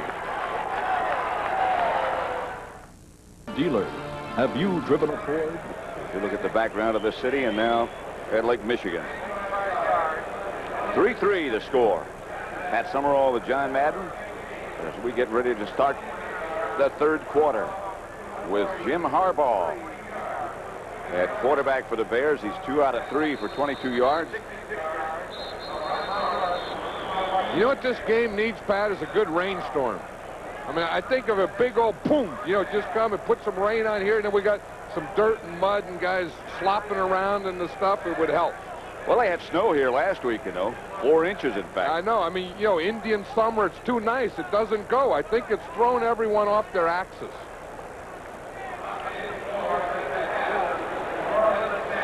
Look how calm the lake is today. Yeah, so there's something wrong. I mean, this first half was kind of boring. Crowd is like the lake, very calm. Yeah. I've never seen a crowd here in Soldier Field like this at anything. I mean, they get more excited than this during the pregame warm-up. Now, I mean, they just can't seem to get it going. I mean, the crowd just can't seem to get it up today. Maybe they're looking forward to Halloween or something.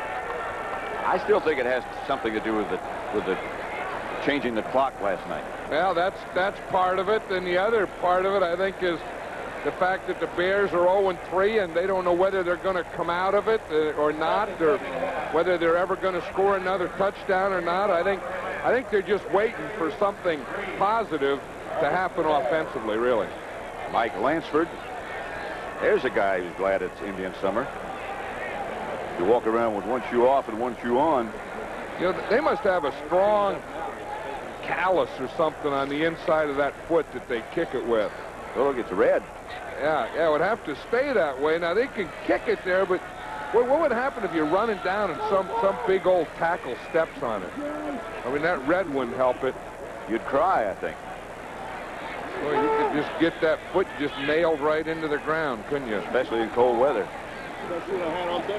Gentry and Mark Green are back deep for the Bears. And the reason they're standing like that is they don't want the Rams to know where Gentry's going.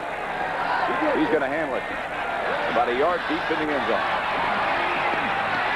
He is cut down at about the 11. Del Pino tripped him up.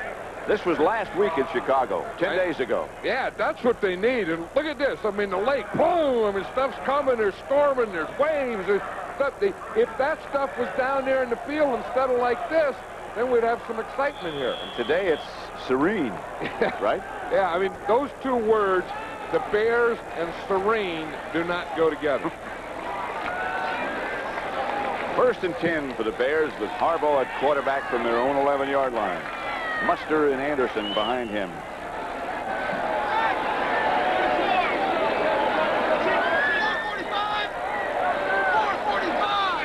Muster in motion.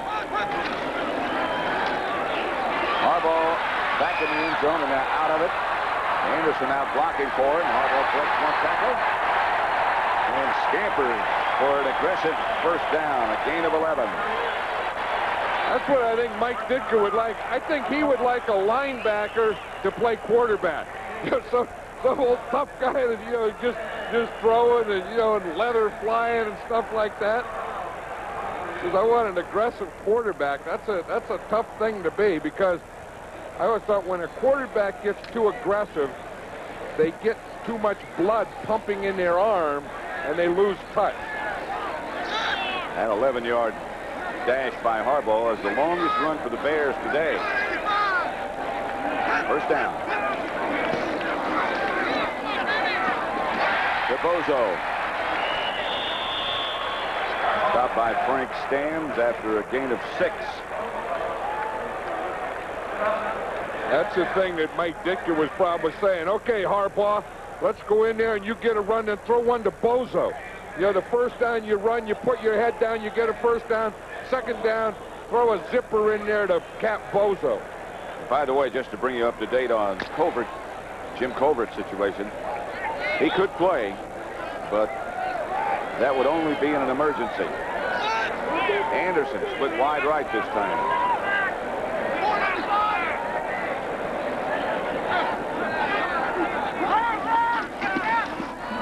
Off Muster.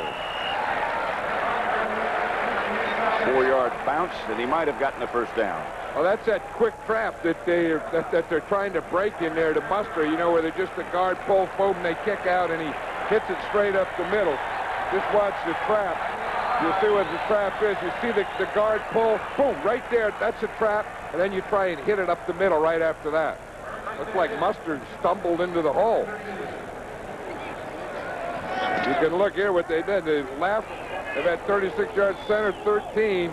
Rushing to the right, they haven't done much. That's where Kevin Green is. They're -4 over on that side. Kevin Green and Doug Reed. Again, they split Anderson wide right. Harbaugh looking in that direction, and he's going to take off with it. And gets to the 46. And that'll be another Bear first down, and a pickup of 15 by Harbaugh. That's all you have to do. You see, if you give a quarterback a lane on pass, now watch what happens. Then he can take that lane and come up and throw. You see the lane right there? Look, it's wide open. Now he has this straight shot right here to get a first down. Then he can get his first down. Then he can go into a slide or just go in and take the ground after he gets the first. Leading ground gainer. More important than that is he's making something happen for the first time. That's Musker on the move. Well play Anderson. Gets into Ram territory. Across the 50. Picked up 4. Stopped by Mike Peel. You know, in this drive, Harbaugh has run twice. Now, what that does, that takes the aggressiveness out of the defense because they were going rushing, rushing to a point. Now they find out we better stay under control. We have to keep them in containment. And those types of words take aggressiveness out of pass rush. 2nd and 6. Score tied at 3. Anderson.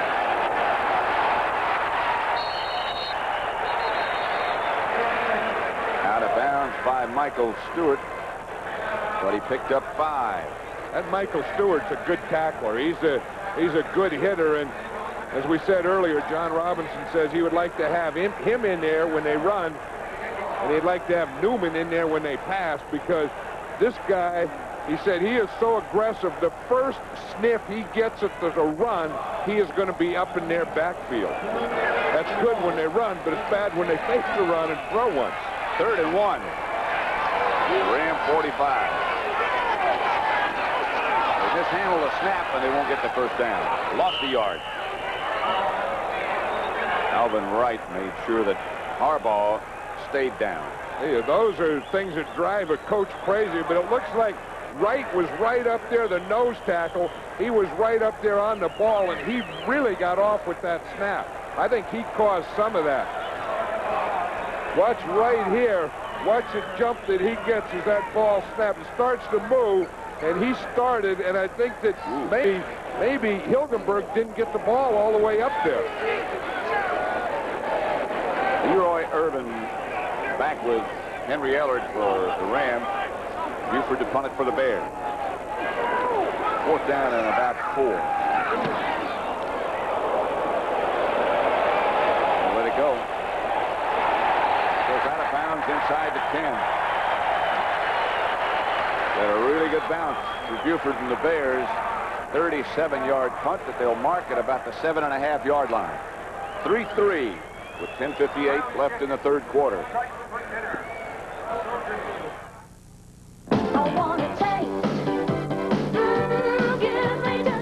If you want to taste something truly sensational, just look for the NutraSweet Swirl.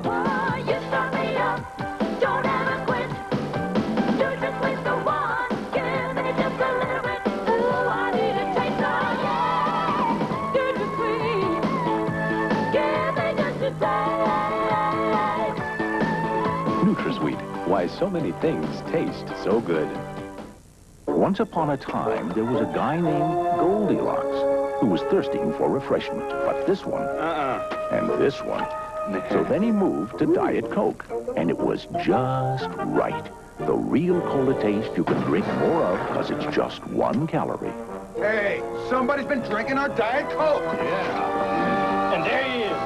Hey, it's the 3 Bears. What's up? Yeah, my dog. Just for the taste of it. Diet Coke. I love what you do for me, Toyota. I love how you set me free, Toyota. Toyota's new 4-wheel drive, 4-door, 4Runner for 1990. Space, luxury, and V6 power.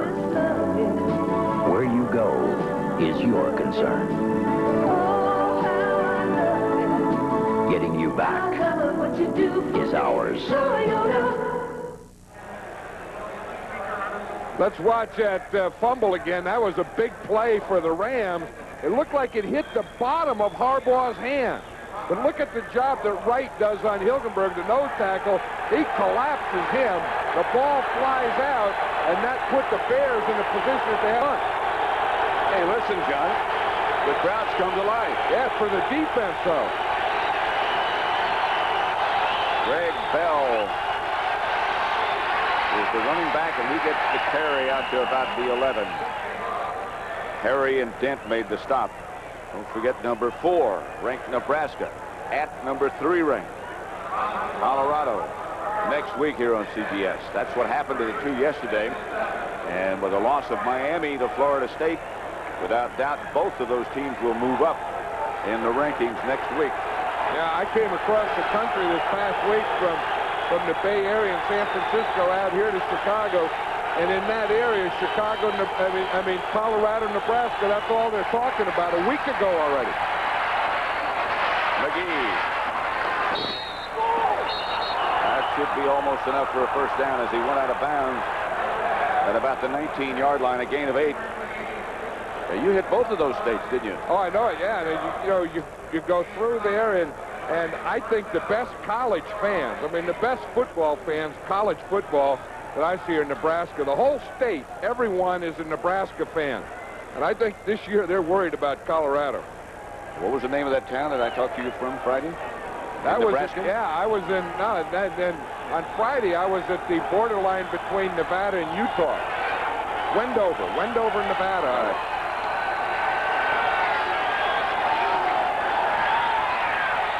Everett gets it out to Delfino, low, and he lost the handle. Steve Mcmichael's doing a good job today because he's not getting this, but he's always there, and he's making Everett again throw it before he wants to. We were talking earlier about Mcmichael, and he was saying missing Hampton, he's getting double-teamed a lot. He said, you ever realize how much energy it takes to play off a double team? He said he would rather run a 100-yard wind sprint than play a double team. Because a double team's like 600-pound a guy. And you have to fight it. You can't just say, okay, I'm beat. Oh. Richard Dent. That looked like something you might see in a wrestling ring. Richard Dent is capable of that. Watch from the left of the screen. He's going to come through here like he was shot out of a bazooka. Watch that. He just comes over the top. Hey, that is some play. Watch him right here, Richard Dent. He's going to come over. They try and block him with a fullback. He makes a dive. That's something you get 10 points for in some grading system. 3rd and 12. Everett back to throw it. Dent goes by. Everett has a lot of time to Holohan. Incomplete. Mike Singletary back on the coverage with the tight end, Pete Holohan. Richard Dent can change a game around. Richard Dent is capable of doing that type of thing. Getting a play that throws the team for a loss, and then, more importantly, getting this crowd back into the game. Green back. Good punt by Hatcher. Lost it. And the Rams down it at about the 33. Tell you what, the wind can play some tricks in this ball yard. Yesterday, the Rams were out after practice. They had the linemen trying to field punts, and I think they caught one out of the whole bunch.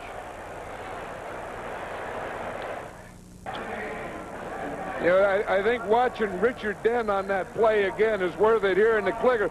Watch him. He takes off just like he's at the end of a diving board. Watch him. McGee is going to try and block him. He takes off, and he's just level out there as he hits that ball carrier.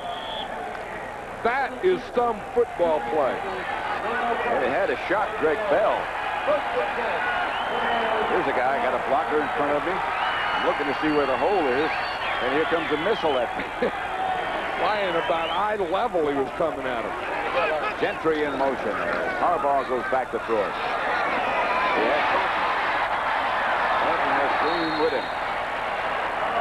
And Mark Giroux. There's William Perry. He's, playing the run well, not giving him a lot of pass rush. He's looked like he's spreading out a little underneath that 7 and 2. I'll tell you, when it comes to stopping the run, he is a load in the middle. And how'd you like to have the assignment, I got to block Perry? I think I'd rather have that assignment than having to block Dent. How about his brother? Oh, he had a great game Monday night, didn't he? Michael Dean, too. He's quick, boy. Second down and 4. Harbaugh back to throw it, chased out of the pocket. Throws it to Anderson with a backhand flip. Complete for a Bear first down and a gain of 10.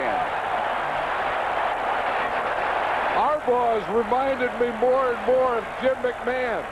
I don't know where that one came from. But as he goes back, he's looking. He has good pass protection to start. Can't find anything. Starts to run. Then at the end, he decides to throw it. Now, when you throw one up like that, you better be sure of what you're doing. Because if that thing is intercepted, you look dumb. Right now, he's a hero. 5 out of 6. And he's playing with confidence. The Bear first down at midfield. Anderson around the corner. And another first down. Gray knocked him out of bounds.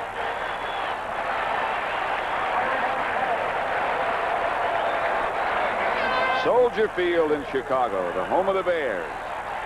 Sold out as usual. 7.5 minutes left to play.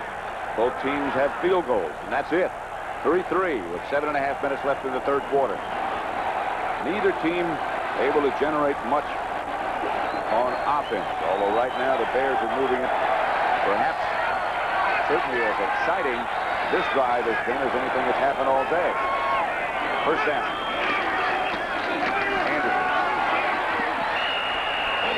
Well, the Bears had a drive like this the last time they had the ball, but remember they got that 3rd and 1 and they fumbled, and then they had to go back and punt. Anderson got 3. Will make it 2nd and 7. Mike Ditka alternating his tight ends. That's how he gets the plays into Harbaugh. You ever notice that guys that have big arms always wear shorter sleeves than the other guys? Yeah. You see Thornton there. He's so proud of those arms. He doesn't have much sleeve left. Look, he got that thing rolled all the way up to the 8-0. Got them all greased up. 2nd down, 7. Anderson again. Nothing doing this time. Hit first by Kevin Green. Frank Stamms with an assist. As Kevin Green doesn't have as many sacks. He comes in 6.5 sacks. But watch him from the outside. I think that maybe everyone is blocking him. You know, I mean, they're coming down with tight ends. They're blocking him with tackles. And now I think he's becoming more of a complete player and not just a pass rusher. Because the Bears have had very, very little success running to their right side. 3rd and 6. Harbaugh back in the shotgun.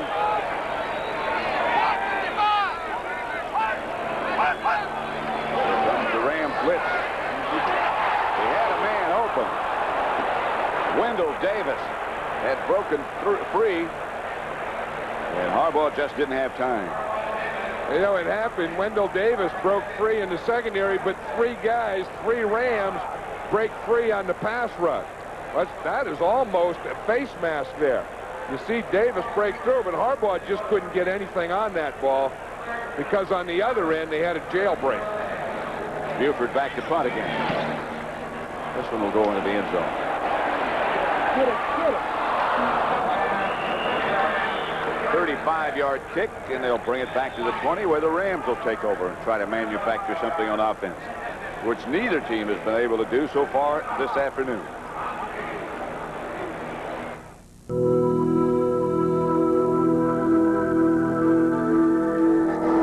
Occasionally, through the sands of time, there emerge designs which are viewed as more than evolutionary.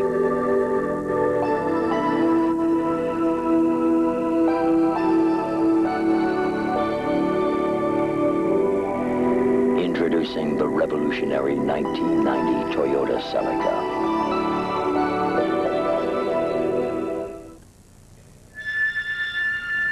Individuals performing together, listening, arranging, building.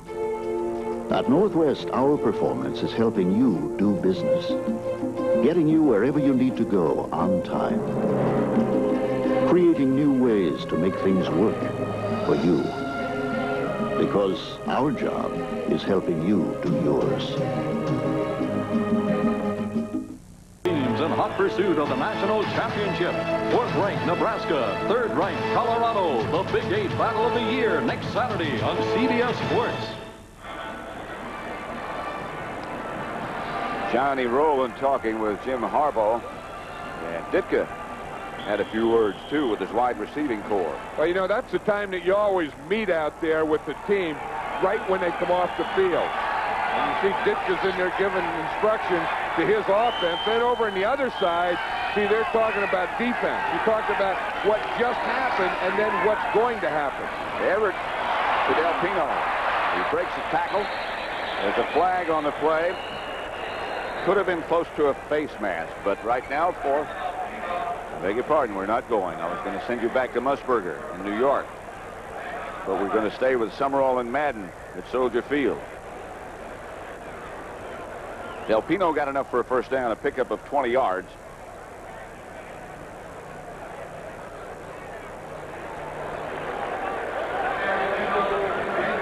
I'll tell you, that'll, you know, I think John Robinson was right. We were talking to him last night about officials. He said, you know, sometimes I feel there's too much pressure put on officials. 24 on the defense. You can see that. That's a perfect picture of it. But it was right on John's sideline.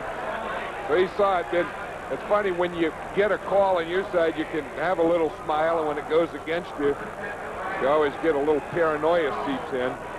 But I kind of agree that maybe in football today, we put too much pressure on the quarterbacks and the officials. And I think we're guilty too, don't you? Well, I think so, yeah. I mean, everything is shown and re-shown and every type of angle. I mean, the poor guys don't have a chance. Everett faked to Bell, and he is sacked by Mcmichael. A loss of 10. I'll tell you one thing. These teams' offenses are struggling, but their defenses are playing super football. I mean, Steve Mcmichael has been up there, up in the middle on Everett all day, and he's been making them, again, throw when he didn't want to, not letting them step forward, and then that time he finally comes up with a sack. But he's always been in there all day chipping away at Everett. That's the mark of a good player, a really good player. Mcmichael. When Hampton left, he rose to the occasion and continued. That's Bell. Nothing there. Roper and Singletary. You know, as we look at the Bears' defense, they've only had 2 guys that have played every game. That's Singletary and Mcmichael. They're the only guys that have started every game. And so that's one of the problems. You can say, what's wrong with the Bears? They lost 0-3. And the 2 things that'll get you when you're a good team, one is injuries, and the other one is turnovers. And that has bitten the Bears. There's one that they missed greatly. Dan Hampton. Everett back to throw. Up into the pocket to Ellard. He's got it. First down. Enough for. Inside the 45. Marcus Paul made the stop. A pickup of 23. And that's what they show. If you're going to give him time, he can get the ball to Ellard. Now, that was a zone. You see Wilford hit him and then jammed him, and then he just gets right in front of the safety, Paul, behind the linebacker and in front of the safety. You know, it's interesting. Flipper Anderson on the other side, who's a speed guy, who John Robinson thinks is going to be a star in this league, who is playing on Bestie Jackson, is yet to catch a pass. On first down, it's Bell. Left the ball behind. Richard Dent fell on it. The Bears have it. That's the one thing that John Robinson emphasized yesterday about Greg Bell, is that he doesn't fumble. And he was worried about not playing Bell and having to play someone else who would. Here it is. It's Bell that comes in the game, and Bell fumbled. Look at that. It looks like he's just making the turn. I don't think the ball was knocked out unless it was William Perry hit it out just as he was switching it to his right hand down his hip. Perry just got a hand on it. He just barely knocked it loose. Watch 72. Let's watch it right here. You see Perry's going to get the hand right there. You see, he got, boom, he just hits the ball there and knocks it out just as Bell was putting it at his side. So the Bears get a break on the second Ram turnover. Harbaugh gives to Anderson. They fake a reverse or try to. Anderson kept it. And he gets across midfield. Knocked out of bounds by Jerry Gray, but a gain of 8. I think that was going to be a pass, Pat. I think he was trying to throw the ball to Ron Morris. Ron Morris was deep coming across, and I think that was set up to be a run pass. Now, when you have a run pass, you always teach a guy, if there's nothing there, unless the guy's wide open, just run with it. Tuck it away and take off. 2nd down and about 2. There's the Ram 48.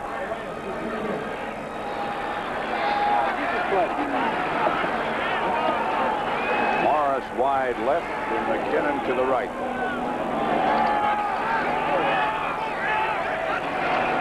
Harbaugh back to throw it. Incomplete. No flag. Now a flag. A late one. Bozo was the intended receiver. Newman, the defender. The other thing about that, in addition to this penalty, Neil Anderson was wide open. Neil Anderson went in motion, and no one covered him. Watch Anderson. He's out here in motion. He's going to come up here. No one covers him. Number 26. Watch him. He's on the outside. You see the two defensive backs. Watch Anderson on the sideline. They don't even look at him. Look at him. He was running up the sideline. Harbaugh didn't see him. I think what John Robinson is yelling is that the ball was tipped. That's what he's saying. And if the ball's tipped, then it can't be pass interference.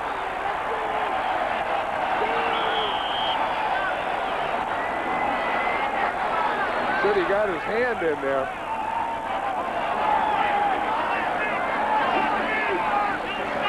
I don't know. That's a tough one. That's Munster. He whams his way down for 5 yards, and Frank Stams and other Rams make the stop. Here's Bozo coming in, and Thornton checking out. Look at this. The Bears on 1st down. The first half averaged 1.5. The second half, they're 7.9. So it's going to look like Harbaugh has done so much better, and that's part of doing better. 2nd down and 5. Ball is at the 19-yard line. Stams is out. And hurt his shoulder. Harbaugh back to throw it. To Munster. And Munster to the 5. Newsom made a stop, but a gain of 14. I'll tell you, the fans are waking up now, but the Bears are on a run here, but the thing that got them the ball is the defense. William Perry making that fumble, making that return, and now the Bears are starting to get confidence. Harbaugh is feeling confident. He looks like a different guy. That's the type of thing they needed. Some success, and then success breeds success. 1st and goal from the 5. Morris and McKinnon split wide left. Anderson comes out of the backfield to the right.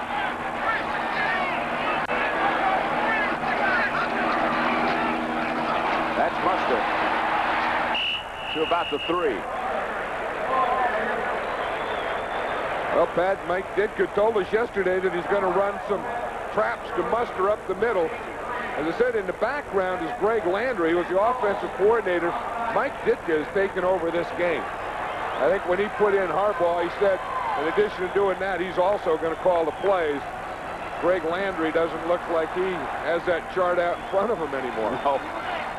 That's a tough job when you kind of got it, then you don't got it, then you got it, then you don't got it. From the 3. 2nd down goal. Harbaugh didn't like what he saw, and the Bears take a timeout. So with 1 minute and 28 seconds left to play in the 3rd quarter. Score is 3-3, but the Bears are close.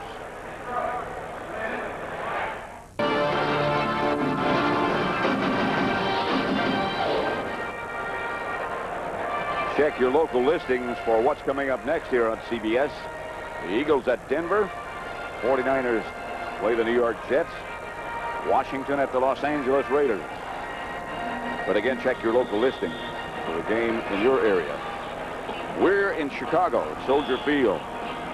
That Philadelphia Denver's going to have a couple pretty good quarterbacks out there. So the score will probably be 6-3. Be like this. Yeah, you go to shootout. You know, Cunningham and Elway. 2 field goals. I think we're ready to get our first touchdown here today, though, Pat. Second and goal at the 2. Jim Harbaugh, the Bear quarterback. Buster. Nope. Got only half of it. Vince Newsom made the initial hit. And the other guy that's right there is Alvin Wright. Watch him, this big nose tackle, come down the line there. This guy, I think, is an underrated player. He always gets around the ball. There's Newsom. There's the other guy. There's Wright coming down the line, not giving him a cutback and forcing him out there where you can get Newsom coming up the field.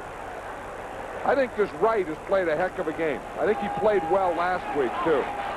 Butler doesn't want to kick a field goal here. Third and goal at the 1, just outside the 1. I think he's going to have... Nope, Muster lunges in. Alvin Wright had him, but Muster muscled it in.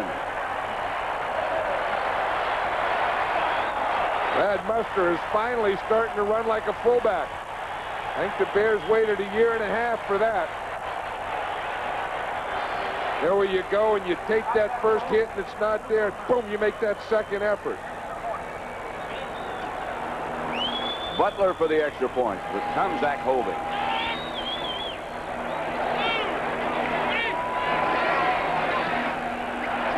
Perfect. First touchdown of the day, first extra point of the day. As the Bears 10, the Rams 3 with 39 seconds left in the third quarter. Let's watch this touchdown down here now, and we'll see that the Rams have pretty good defense, good goal line defense. Right there, they got him stopped. And again, that's Alvin Wright who's in there, and he hits him square. Now, the thing Mustard, he keeps those feet going, then lunges right at the end. See, he made 2 good plays here. The first one, when he runs into right there. Boom, coming off that. Now the second one with the lunge here. That's only a short run, but I'll tell you, that was a heck of a play by Brad Murray. Great effort. And as you said, and I think the Bears feel, Ditka feels, that he is now developing into what they thought he was going to be when they drafted him. Yeah, that's what you need from the fullback. He has to be able to pound it in there in the goal line for you. 6 plays, 56 yards. They kept the ball 313. Muster scored from 1.5 yards out. Jay Hilgenberg's explaining to Dick Stanfield down there where Alvin Wright came from on that play. Why he got penetration. That's Matt Suey, of course, number 26, who had been the starting fullback for years for the Bears, who's playing behind Muster now.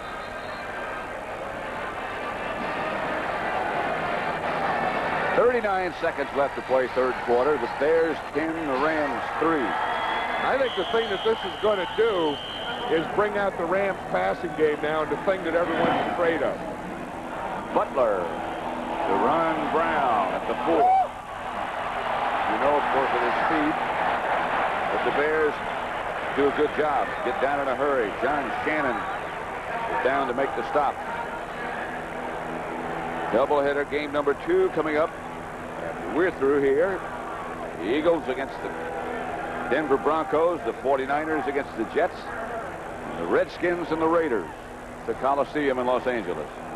And out there, my old left tackle, Art Shell, Hall of Fame tackle, coaching the Raiders. I was very, very excited when Art got that job. And well, you always thought he was going to be a good coach. And he's going to do a heck of a job, and he'll be there for a long time. There's Everett with the passing game. Pass was tipped and maybe intercepted. They're saying it was by Donnell Wolford. And now they say incomplete. Rivera got the hand on it.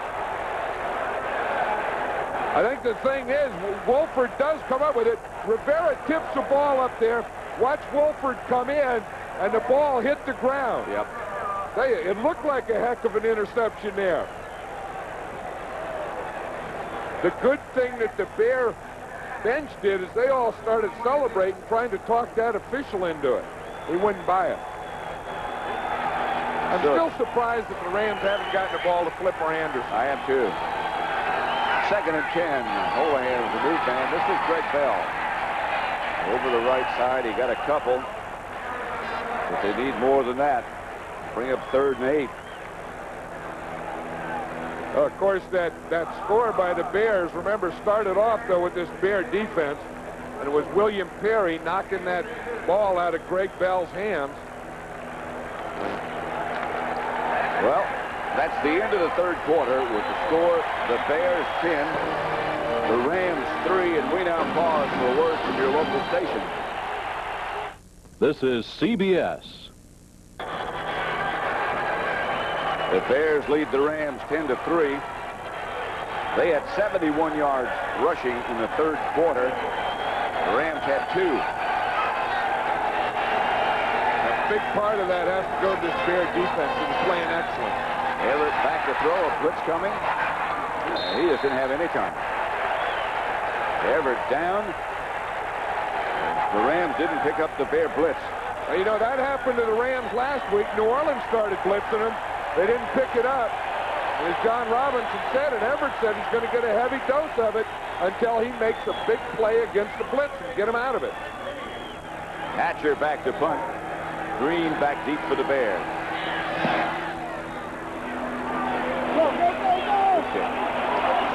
Gets away from Mark Green. And wisely, he just said, I'm not going to try to pick it up. Not going to try to run with it. I'll just fall on it. Hampton and Perry.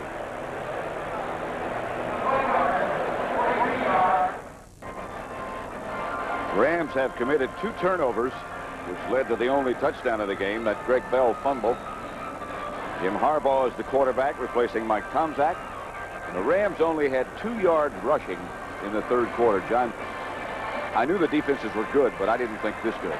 Well, of course, the Bears' defense went down a little when they lost Hampton. They lost Dent. They got Dent back today. He has made his presence felt. I think the Bear defense is doing an excellent job. Then they started the blitzing on passing downs of Everett. And as I said, they didn't solve it last week against the Saints. They haven't solved it yet today. And until they do, it's going to be tough for them to pass the ball. And on the other side, the Bears have gotten a little confidence in their offense. 1st and 10 for the Bears. Their own 30. Harbaugh to Mustard. Bear 1st down. Newman made the stop on the big fullback. Yeah, who would have thought when we're talking about the starting lineup, Tomczak and so on, that the big plays were going to be from Brad Muster and the quarterbacking was going to be done by Jim Harbaugh. Highly unlikely. Cincinnati pulls away from the Tampa Bay Buccaneers, and Cleveland comfortable over Houston at the moment, at least. 1st down at the 42 for the Bears. Back to throw it is Harbaugh. Gets it out again to Muster. And Muster is close to another Bear 1st down. Richard Brown made the stop. I tell you, if the Rams don't watch out, they're going to put Muster in the Pro Bowl. In game here, he is doing a heck of a job. He's been running those traps up the middle, been catching the pass, had that goal line play. And I'll tell you, they're getting good pass protection. You know, they lost Covert. Wojciechowski's playing left tackle now. The offensive line has gotten things back under control, the offensive line of the Bears, and allowing Harbaugh some time to throw the ball. 2nd and 1. Bears have moved into Ram territory. Muster. 1st down and more. A gain of 7. You can watch here. This is the inside linebacker. Now the Rams are using 5 linebackers, only 2 defensive linemen. And you see what happens to the linebacker when you only have 2 defensive linemen. The linebackers are going to get blocked by linemen. Frank Stamms did a good job there, taking on the lineman, boom, coming off and making the tackle. You know, I was down on the field before the game, John, looking at Muster. He's a big guy. He's as big as Stamms and taller. Yeah, but you don't expect fullbacks to come from Stanford. No, I guess not. Anderson almost broke it. Stopped by Wiltshire. Yeah, Anderson went to the Pro Bowl last year and said the one thing he learned was how hard these guys work. And he looked at Roger Craig, and he decided that he'd been getting by for years on just natural talent. So he changed his eating habits. He changed his workout habits. He lost weight. He's down to 205 pounds. He said he's the best shape he's ever been in his life. And he's quicker, and he thinks he may even be faster. And he certainly looks like he has more of an explosion. But every time he gets the ball, he's a threat to go all the way. Second down. Harbaugh hit just as he lets it go, and it's going to be incomplete. Dennis Gentry, I think he had in mind, but nobody was close. Well, he got some pressure up the middle. He got pressure from the outside. Wiltshire was right there. They brought 3 linebackers on that one. 2 of them broke free, and I think Harbaugh just threw that one away. I think it was a wise choice. There's Jim Covert. He hurt his right ankle. They x-rayed it. The x-rays were negative, but I think sometimes you can not have a break, but a sprain can sometimes be worse than a break. And I'm sure there's no way that he feels that he could play, and that's why Wojciechowski's in here at left tackle. Sprain lingers when you expect. Complete from Harbaugh to Wendell Davis. And a flag on the play. He's inside the 5. Leroy Irvin was the defender. That was where the Bears were going to work. If they wanted to go deep, it was going to be on Leroy Irvin. They figured out that he has the experience, but maybe he's lost a step. 10-year veteran. They got Wendell Davis out there in the left side. Just threw it on and up to him. Good catch. Completed pass. Face mask. Half the distance to go. First down. And a good throw. About a half yard. Throw. Yeah, really was. Led him to the outside, away from the defender. Right up over his head. And maybe that half a step that Ellard was off is the half a step that he lost. First and goal then for the Bears at about the half-yard line. I think the Bears, after losing 3 in a row, are finally coming out of their doldrums.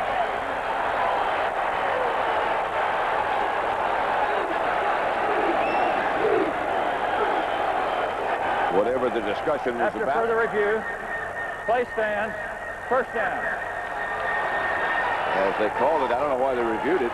I'm not sure exactly what they were reviewing. It was a catch. And the only thing I could see that they'd been reviewing is whether or not it should be a score. I don't think the ball didn't cross the plane before he was down. First and goal from the 1. Well, Muster's not going to get this one.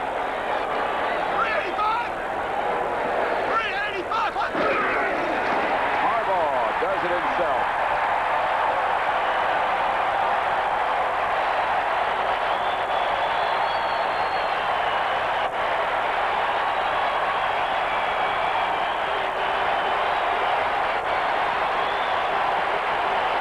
And so the Bears suddenly take charge.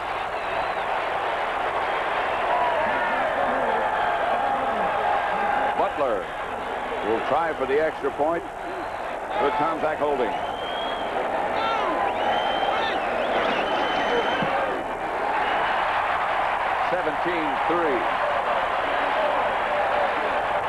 The Bears lead it in the 4th quarter. 7 plays, 70 yards they went. Harbaugh scored the touchdown. 11-11 left to play. Dad, I'm buying a new car, and he'd say, suffer and succotash, get a sensible car. Get a comfortable car. Doc, get a gorgeous car. Get a reasonably priced car. No, I did. A Cutlass Sierra. Great when you buy it, drive it, trade it, but more can a family want. That's all, folks. Now get up to a $1,600 cash bonus on a 1990 Cutlass Sierra. See your Olds dealer today. One impels on the ground, the other propels through the air. Cunningham on the Eagles, Elway on the Broncos. A pair of aces today. Back at Soldier Field, the Bears have taken control of things and lead the Rams 17-3. That's a relaxed kicker that can blow bubbles before he kicks off. You see Butler there? He was blowing bubble gum. His team's ahead. Last week, he forgot his shoulder pad. He went to the game and didn't bring his shoulder pad. Steve Mcmichael's wife had to fly him to the game, fly him to Cleveland. Probably the way he doesn't hit anyone anyway. He probably could have played without him. Bears have had the ball. It's a league rule. You have to wear pads. Kickoff handled by Ron Brown. To the 31-yard line where he's down. Flag on the play. There were a couple of flags back from where the Bears kicked off. I would bet they're probably offside.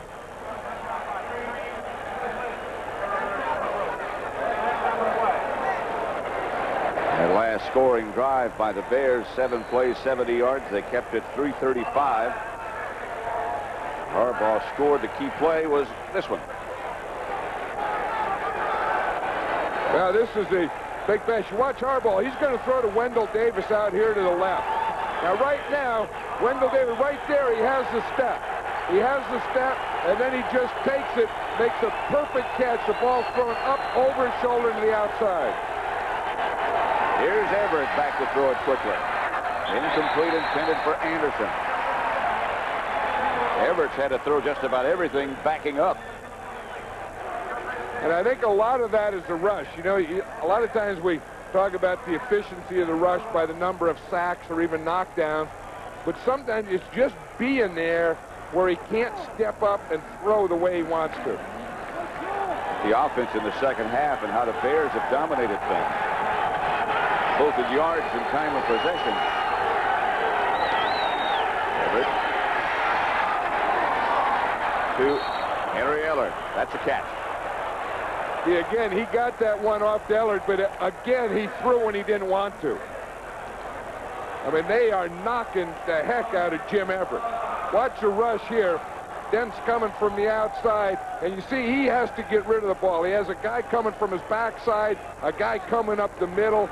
He didn't even see that completion. 94, the other guy who furnished the pressure, Dick Shakura. You know, you keep saying he should get the ball to Flipper Anderson. That would be a good idea, but he just hasn't had pass protection. Hand off to Bell. Bell gets nothing. Maybe a yard before he's brought down by Dent. Yeah, these fans are starting to get a little life back in. Yeah. Watch Richard Dent here. You know, he's not only a pass rusher, but boom, he takes on that run. He plays the run pretty well, too. And when he's playing, he's tough. You see him take on Pankey, come off, boom. Make that play right there. Get that pile going backward. Second down, they need 8 for a first. And Everett backpedaled. This time he has some time. With Rupert McGee, not enough for a first down, but right at midfield, 6-yard gain. Singletary made the stop.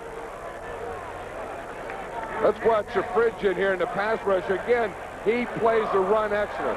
Pass rush, what he does is he uses that rip up and just gets a push.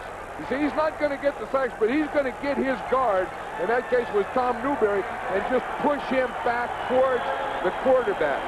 Collapse in the pocket. 3rd and 2. Here's Everett back. Gets the ball to Damone Johnson. His first catch of the day. 9-yard gain and a Ram first down. Look at that. That pass was the first one to a tight end. You can see he's thrown 5 of 14 to his wide receivers, 6 and 9 to his running back, and 1 of 6 to his tight end. 9:14 left to play. Bears leading 17-3. Everett had his tight end, Damone Johnson, open. And couldn't quite get it to him.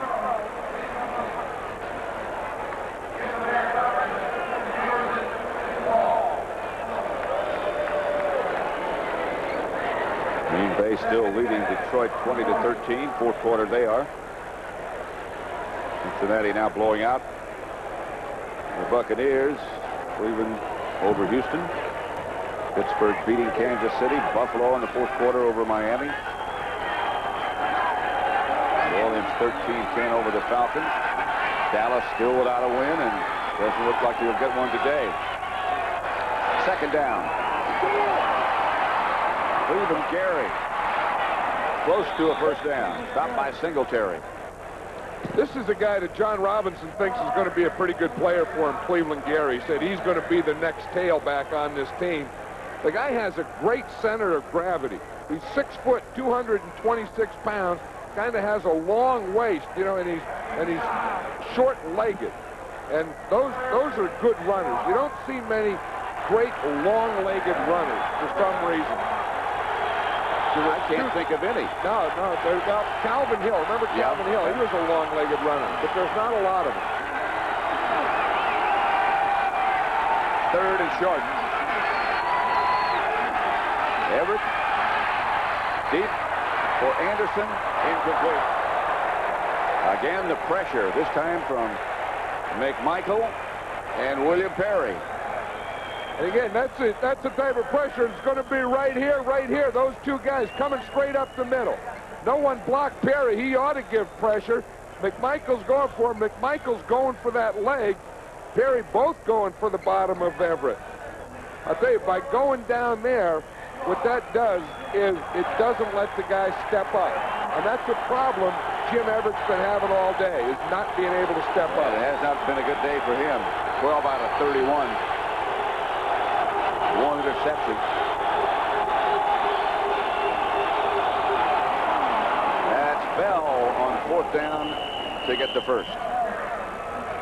4-yard pickup stopped by Trace Armstrong, but the Rams get the first down. Well, John Robinson, I grew up with him in Daly City, California.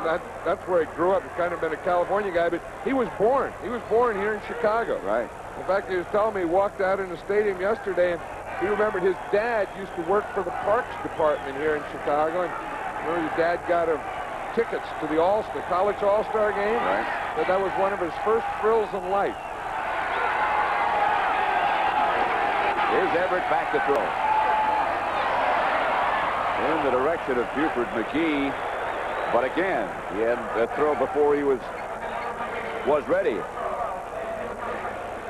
You know, the thing you worry about, I think, as a team, as a coach, is that what's happened to Everett today and the Rams offense is the same thing that happened last week against New Orleans. When things start carrying over on you, you wonder if you're ever going to get them straightened out. Well, as you pointed out before, the Saints started to blitz, and a thing like that gets contagious. Other teams start to look at that and say, hey, look at the success they had. The way to play Everett is rushing. Right. Why don't we do that?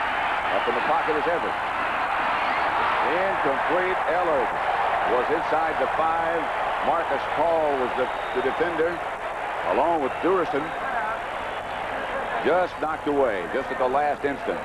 Marcus Paul is a rookie who is starting his first game and is really doing a good job. Although he let Ellard get inside him, he got back there, but he wanted to not be noticed today. You know, don't get beaten. That's a pass that Ellard could have caught. I know, and Marcus Paul could have been the GOAT on that one. Yeah. Because he did let him get inside. He could have been noticed. The draw play is to Delpino. And he hammers inside the 15. Enough for a Ram first down before he's tripped by Singletary. A pickup of 12 by Delpino. That was a gutsy call. They were 3rd and 10. Now everyone has to think that they're going to pass the ball. They're down. They have to pass the ball. The Bears come on a pass rush. That's just missed tackles. They had 3 missed tackles. And Delpino got that first down off a 3rd and 10. Now it's 1st and 10. Rams at the Bears 17. Everett. Holohan to 1. Duerson. The hard hit, but a gain of 13. Duerson really just looked like he knocked him out of the end zone. He was going in the end zone, Heck of a pass by Everett. Now he has pass protection. Now he can step up. And you see when he can step up? Now watch, as he turns that thing, he looks like he's in the end zone. All he had to do was get the ball across, and Duerson knocked him right back out. So it's at the 1. They need 1. First and goal. To Bell. Touchdown. That's the thing. If the Rams can get their pass protection back, Jim Everett has the weapons to light up the scoreboard. 6 minutes and 3 seconds remain. Here's the touchdown. Good cut by Greg Bell. He started to the left side, saw it was piled up in there, just cut back to the right where he had a soft spot. That's the Rams' first rushing touchdown in 5 games.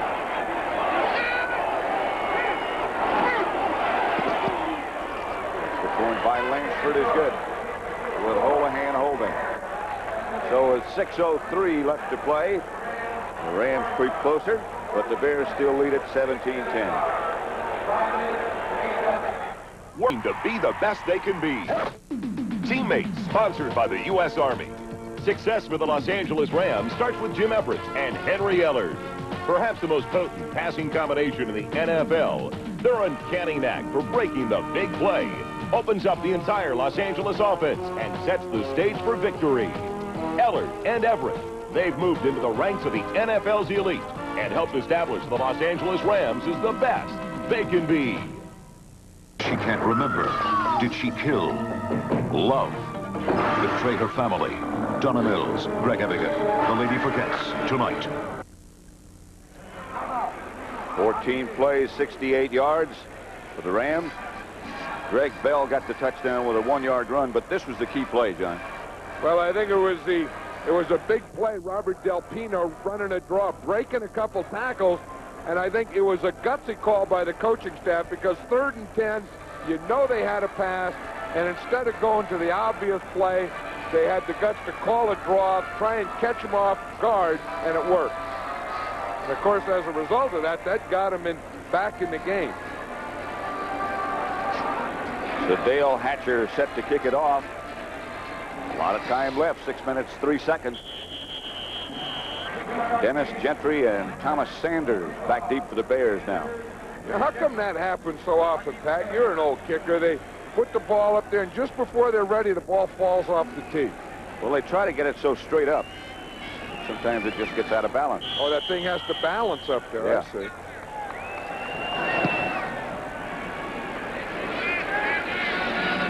Handled by Sanders.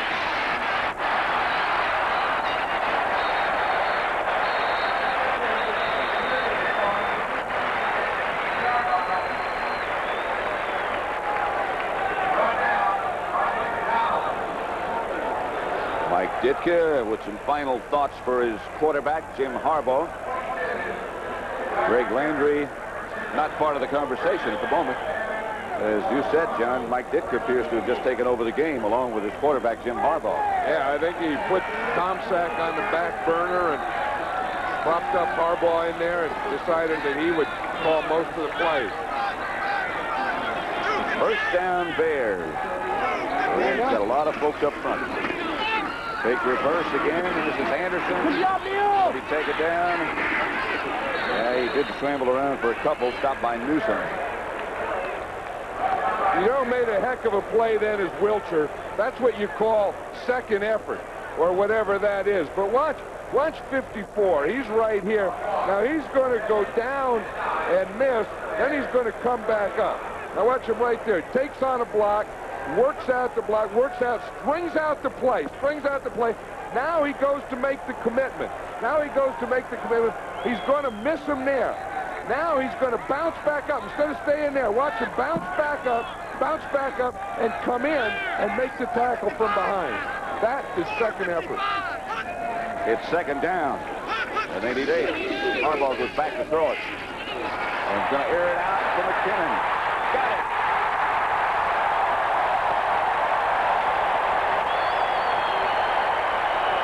"41-yard pickup. Jerry Gray was the Ram defender. Another good throw from Harbaugh. Harbaugh has made 2 great deep passes. Here you see McKinnon just do a little stop and then go. Harbaugh leads him out there perfectly. He threw one just a little while ago to the left side. This time he throws it to Dennis McKinnon to the right side. That could be the straw. That could be the game. Clock running with 4:20 remaining. I think Harbaugh could be the starter on this Bear team for some time. Surely looks like it. He's 10 out of 13 for 157 yards. You know, you can just see this guy's confidence. Even the sleeves are starting to go up a little. The way he moves, this is a different guy than came in the first play. He's been impressive, no question about that.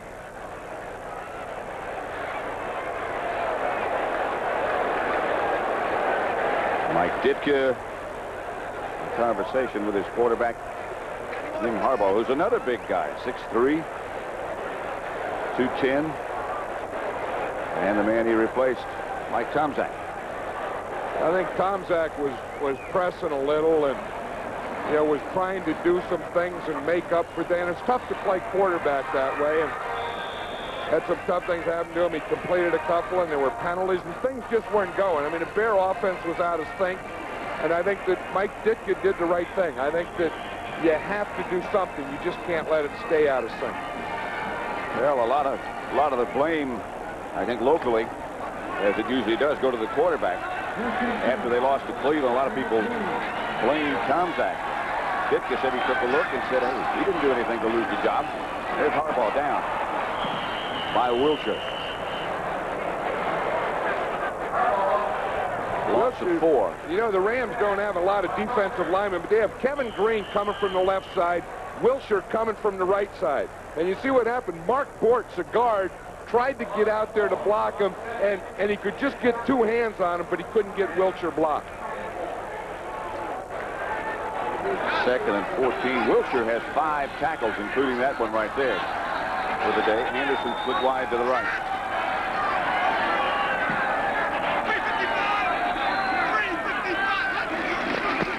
Muster.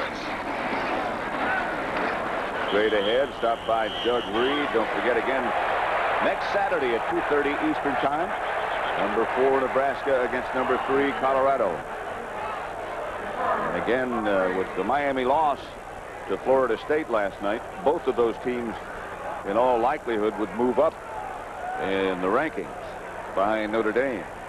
Now that doesn't happen an awful lot when the big game is between 2 states that border each other. That's right. It's going to be 3rd and 13. They're in range for Kevin Butler. Yeah, they are. If they don't get the first down. Excuse me. I think as long as you're in range and you're 3rd and long, you may as well go to the end zone. I wouldn't be surprised. Harbaugh has that touch with the up. I wouldn't be surprised if they threw one of those right now. Put it in there. Morris is wide right. McKinnon. Morris is wide left, beg your pardon. Harbaugh, that might have taken him out of range. I'll tell you, he had McKinnon, though. Had he had time, he could have hit McKinnon because he was open there right in the middle. Dennis McKinnon comes off shaking, but he didn't have a chance, and here's the reason he didn't have a chance. Watch this rush. He gets it from the outside. He wasn't even looking at McKinnon, though. Then by the time, again, with this Ram defense, they're not going to give you time to pump, bring it back, pump, and hold it again. Had he looked at McKinnon all the way, it would have been a touchdown. The Rams call a timeout. I think John Robinson thought a holding penalty should have been called. 2:52 left. Rams have 2 timeouts remaining. The Bears have just 1. Now, this could be a big play for him. For the Rams, they probably want to set up a field goal block, really put a lot of pressure on this, because they know that if he makes it, then they need 2 scores, and time's running out. If they can dodge a bullet here and not get a score by the Bears, then I think he would feel pretty comfortable only needing 1 score. The coordinating producer of the NFL on CBS is Charles H. Milton III. This game produced by Robert D. Stinner, directed by Sandy Grossman. The executive producer of CBS Sports is Ted Shaker. Kevin Butler, who has 17 consecutive field goals, will try this one from 46 yards with the wind. It's certainly going to get there. And it's going to add some points. Good from Butler. 20-10.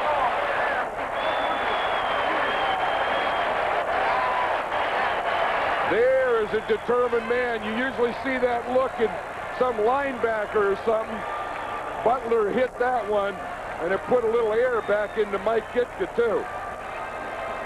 Mike Ditka, you lose 3 in a row, you're looking for things to get excited about. Look at him, man. He doesn't have that coat on anymore. I don't even know if he's wearing suspenders. I have an idea here. Yeah, but he got pumped up when he gets a 10-point lead with 2 minutes, 47 seconds left to go. Yeah, that changes the whole complexion of this.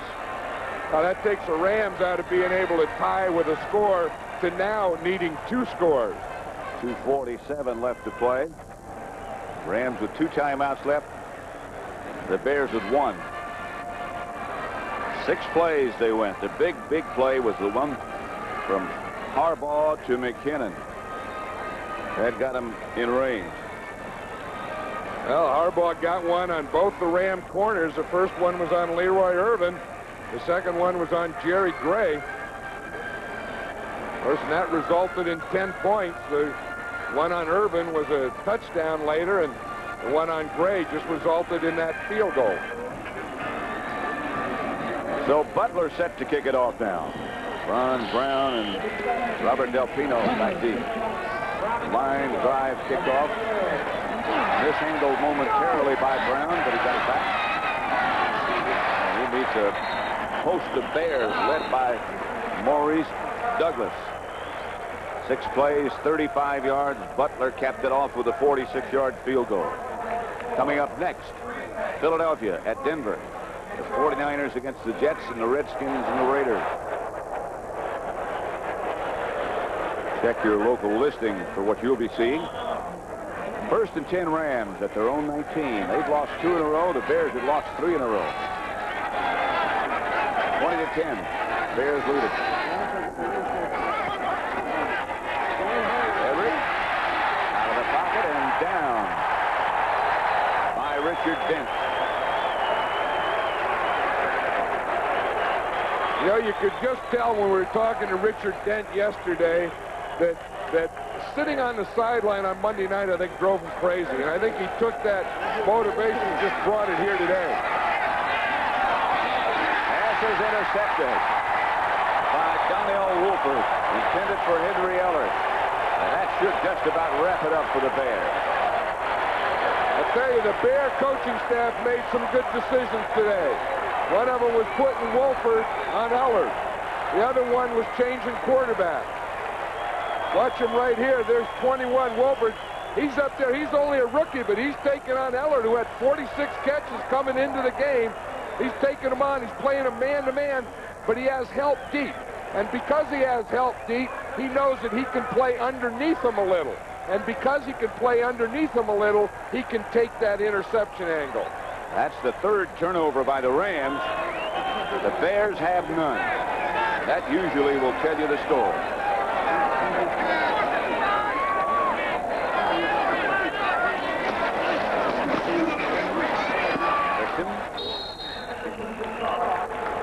Not much. A yard, perhaps. We're headed toward the 2-minute warning. I would think, you know, that John Robinson was saying that both of these teams, the Bears and the Rams, are both good teams now that are in slumps, and they're both going to come out of it, and I believe that. 2 minutes remain. 20-10 Bears.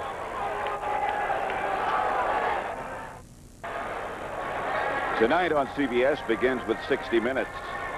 He's the kind of reporter who tells it like it is. In New York? No. In Moscow?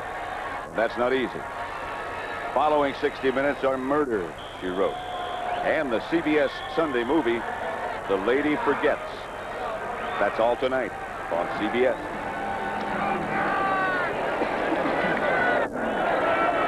Second down for the Bears at the Rams 29. They lead 20-10.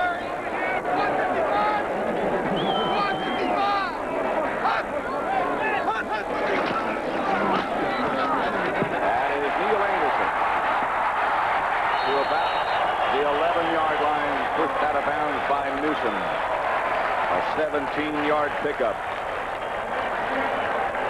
Well, you know, it's just a matter of time with that Bear running game, especially when they get ahead. I mean, this is Bear football today, where you play strong defense, you get the lead, then you have ball control, and you just keep doing the things that you do best and not have to press and not have to force anything. They're at the 12 now, 1st and 10, with Anderson and Muster, both of whom had good days today. Minute 55 remains.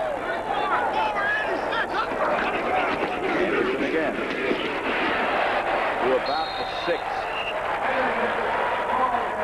Mel Owens made the stop. Only one team has lost 3 straight games and made it to the Super Bowl, and that was the Rams in 1979. Next week, they play Minnesota, then they entertain the Giants. So the next couple of weeks, in addition to this week, are very crucial and very difficult for them. Well, they have a tough part of the schedule coming up, and none of it is easy, especially when you're 0-3, and that's what the Bears were coming into this game. 2nd and 5. Anderson got 5. Just over a minute remains. Anderson at the line of scrimmage. Maybe he nudged for a yard. Agreed. Did you hear Harbaugh's voice on that? His voice cracked. In the middle, you get a young quarterback who's not used to playing a lot, and they have to yell. And right in the middle of his yell, his voice cracked. I think he's only 20 years old. No, he's older than that. Well, I know it. He's a 3-year veteran of the NFL, but you know that puts a lot of strain on their voice, because they have to yell that whole time, all those cadence, and sometimes the thing just pops out on you. Through a circle. 3rd and 4.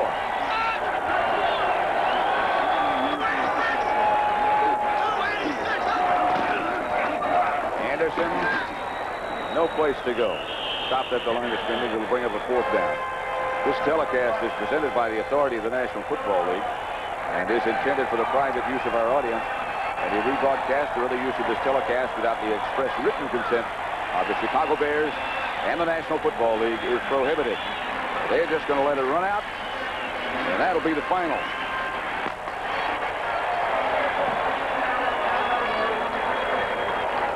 For John Madden, I'm Pat Summerall saying so long from Soldier Field in Chicago, where the final score was the Bears 20, the Rams 10. Stay tuned for the second game of our NFL